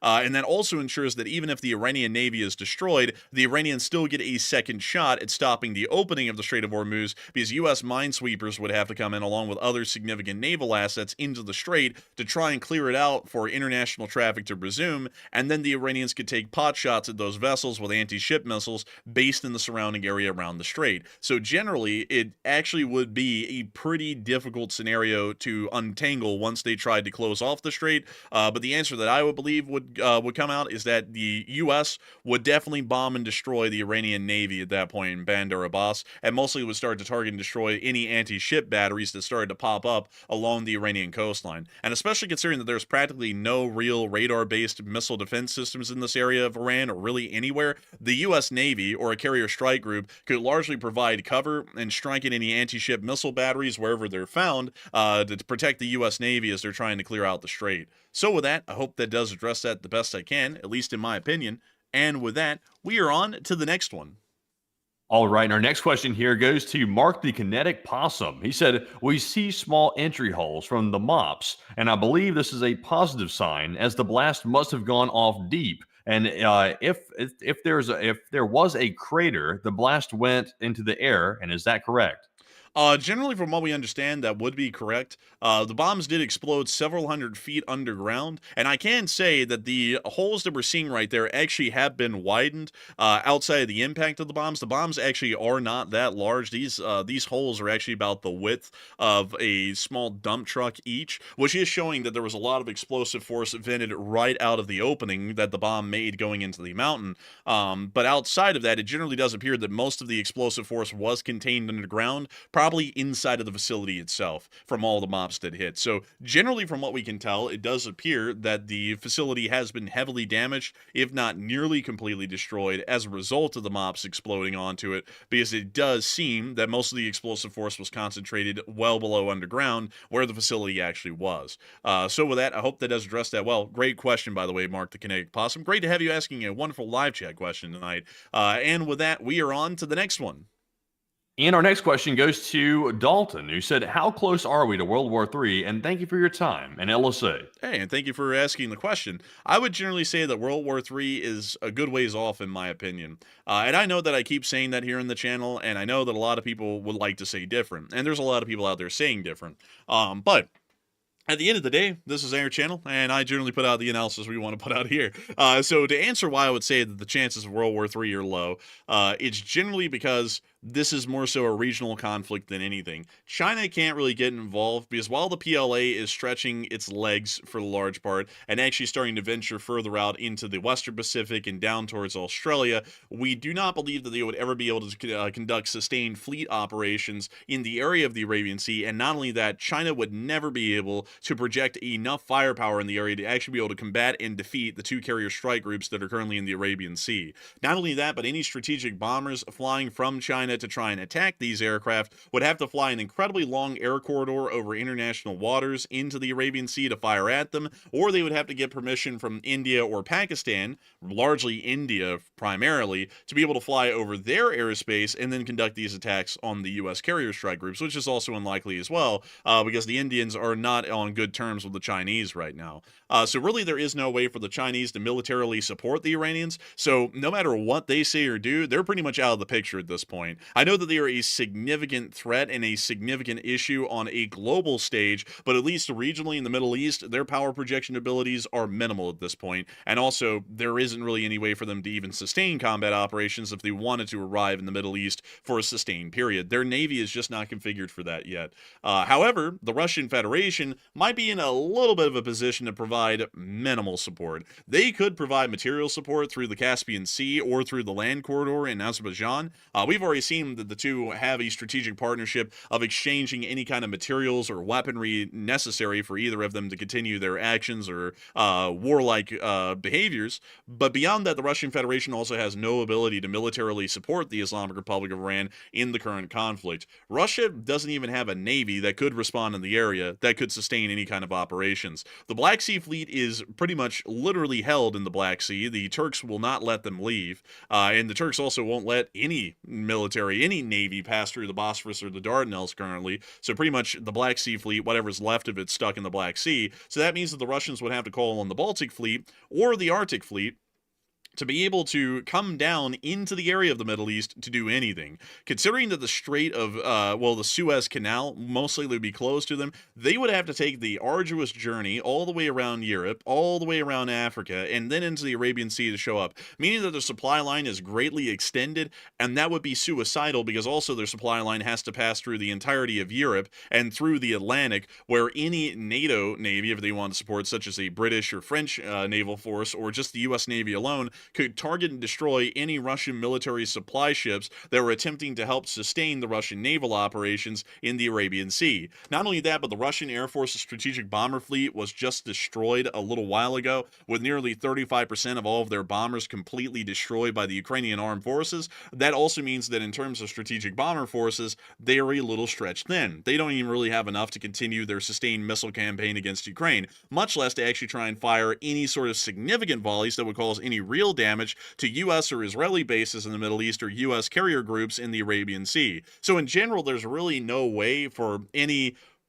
I wouldn't even consider the Russians to be a major power. There really is no way for the Chinese, which are the only other major power in the world outside the United States, to get involved due to their lack of power projection. And the Russians actually being able to feasibly create a world war out of the Middle Eastern situation is also highly unlikely as well. That's why you'll see that Russia has pretty much gone straight from saying, if the United States bombs the Iranians, there's going to be terrible consequences, to they just condemn the strikes and there's no response. They didn't condemn the strikes and then say, we are going to support the Iranians. They just condemned it and said, what a shame, because they really can't do anything else physically than say, what a shame. So pretty much both China and Russia are delegated to diplomatic protests at the moment, most likely through the UN, which is what they're doing currently, and then there's not really much else that they can do in support of Iran. So as far as this becoming a world war, highly unlikely. This will most likely remain entirely a regional conflict without any larger spillover or spread into Europe or Asia of the conflict. So with that, I hope that does address that the best I can, at least in my opinion. And with that, we are on to the next one. All right, so moving on to our next question here. This one is going to go to Joe Emily, who said, y'all noted last night, but why not hit Iran's navy to keep the straits from being mined in the first place? That's a great question. I actually thought that the Iranian Navy was going to be targeted and destroyed in the initial strike where we were going to destroy the nuclear facilities, because it would seem to me that, in my opinion, it would have been pertinent to destroy the Iranian Navy outright immediately. Pretty much an Operation Praying Mantis 3.0, because the original Operation Praying Mantis only destroyed half the Iranian Navy. So let's do 2 Operation Praying Mantises together, make it the 3.0, and destroy the whole Iranian Navy at Bandar Abbas. That would make a great deal of sense to me, because I was thinking, if, we were working off of a logistical sort, well, a logical sort of a framework here, if we bomb those facilities, it is highly likely that the Iranians are going to go all in and mine the strait. And so I was thinking that once we started to hit the facilities at Isfahan and also Natanz and Fordow, that there was most likely going to be some kind of a strike, whether it be an airstrike or a naval launch strike, that was going to hit the naval wharfs at Bandar Abbas and destroy their fleet. We didn't see that, and it's largely leaving the gate open for them to actually be able to mine the strait. Now, there is some diplomatic reasons as to why we would be hesitant about doing that. If the Iranians do that, that gives us a perfect casus belli after that point to go in and literally change the Iranian regime out if we wanted to. It's kind of leaving the door open for them to pretty much get enough rope to, the old saying. So we're kind of giving them that leeway room, I suppose. I think that's the actual theory or plan behind this currently. We're kind of giving them enough of that rope to be able to do whatever they're about to do, either strike U.S. bases or mine the Strait of Hormuz, because either way, they're in violation of international law, or they conducted an act of aggression against the United States, and that gives us the proper response on a diplomatic level to be able to respond and say, this is exactly why we're bombing them, is because of this reason. So we either get an international law justification for further conflict with the Iranians, or we get a casus belli of defense against the Iranians if they were to attack us. So I think that's the reason why we haven't destroyed the Iranian Navy yet, but in my personal opinion, considering the damage that could cause to global oil markets if they mine the strait, I thought it would probably be pertinent to destroy the Iranian Navy along with the nuclear facilities at Isfahan, Natanz, and Fordow. But we'll have to wait and see how this goes. This might actually end up better than my original plan, or it might end up worse. We'll have to see. But with that, I hope that does address that the best I can. And we are on to the third to last question of the night. All right, so this one is going to go to, let's see here. This one goes to Oni, who said, do y'all think a ground invasion will happen if Iran awakes their sleeper cells in the United States and Europe to commit terror attacks and calls Article 5 of NATO to be enacted? Honestly, I would say definitely not a ground invasion. I would say I don't think any sleeper attack here in the United States is going to be of a level that we've seen previously. Like, it's not going to be something on a mass scale, I don't think. If something is happening, it's probably going to be on a smaller scale, because we do have a decently competent FBI, and they do keep an eye on these people, these nutcases that are Iranian-backed people and proxies. They keep an eye on these people specifically, and they up their scrutiny of these people in times just like this. So they have an idea of who they're looking at. Now, of course, there are people that are here undocumented that are not being tracked so well, which is obviously a huge problem, but they will be on the lookout for it. So I don't think there's going to be any mass terror attack. I don't think it's going to happen. There might be some sporadic, isolated ones here and there, but hopefully not many, and hopefully none at all. But Enforcer, what say you? I would say there would never be a ground attack or a ground invasion. I would never worry about that. The Iranians don't have a way to actually land any forces in Europe or the United States and then sustain their operations. It will generally be fanciful. It would be an Iranian wet dream if they were able to make that happen, but it's not reality. They just can never pull anything like that off. But as far as sleeper cells or any kind of lone wolves conducting some sort of extreme actions like mass casualty events inside the United States, that is likely. These groups are not really looking to achieve anything like the toppling of the U.S. government. They are looking to make innocent people in this country pay. That's all that they are concerned about. That's all that they care about. And it is evidently clear whenever these attacks happen, like any other prior attack that occurred back in the mid-2010s, that's all they're wanting to do. They're just wanting to cause terror to be stricken into the U.S. population as a result of our foreign policy actions that had to be done. Many of y'all will remember that as the U.S. was fighting the war on ISIS in the Middle East, there were a lot of people, lone wolves and sleeper cell groups, that were conducting their attacks on U.S. soil to pretty much just strike terror into the hearts of U.S. citizens for actions we had to take to crush an extremist terrorist force in the Middle East. So this could also happen as well from the Iranians or any Iranian splinter cells.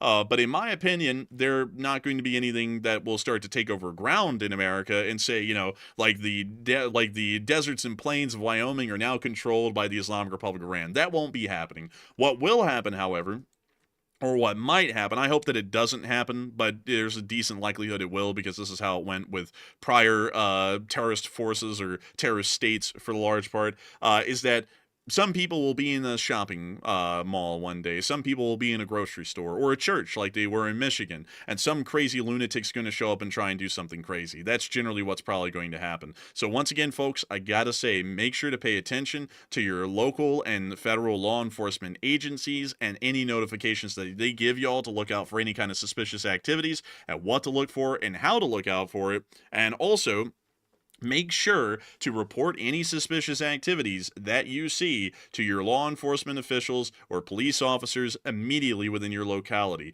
as rapid action when seeing something that doesn't look normal could end up saving dozens of lives of your fellow citizens, and generally would be considered a heroic action. So make sure, don't go out of your way to be like a vigilante or anything, but if you see anything, make sure to work within the confines of the law, make sure to report the issue to authorities, and make sure to try and get away from whatever looks to be a dangerous situation as fast as you can. So with that, I hope that does address that the best I can. And with that, we are on to the next one. Oh, well, the second to last question of the night.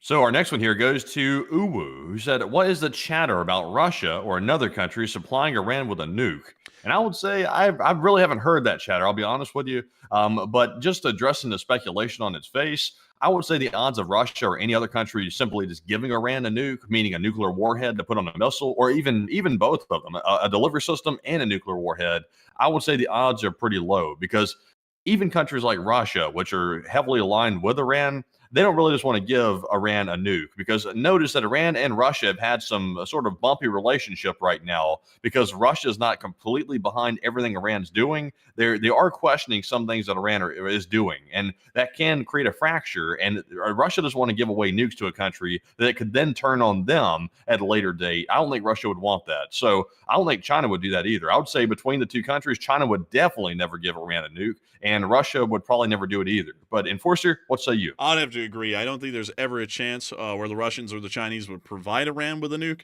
because if they were going to do that, I think they would have already done that and allowed the Iranians to pretty much avoid the nuclear weapons program entirely, or allow them to test the Russian or Chinese nuke years ago. So that way it appeared that the Iranians were already a nuclear armed power, and then the Iranians could just work to create their own nuclear weapons self-sufficiently at that point. So I do not think the Russians or the Chinese have provided Iran with a nuclear weapon. I think that the chances of that are slim to none.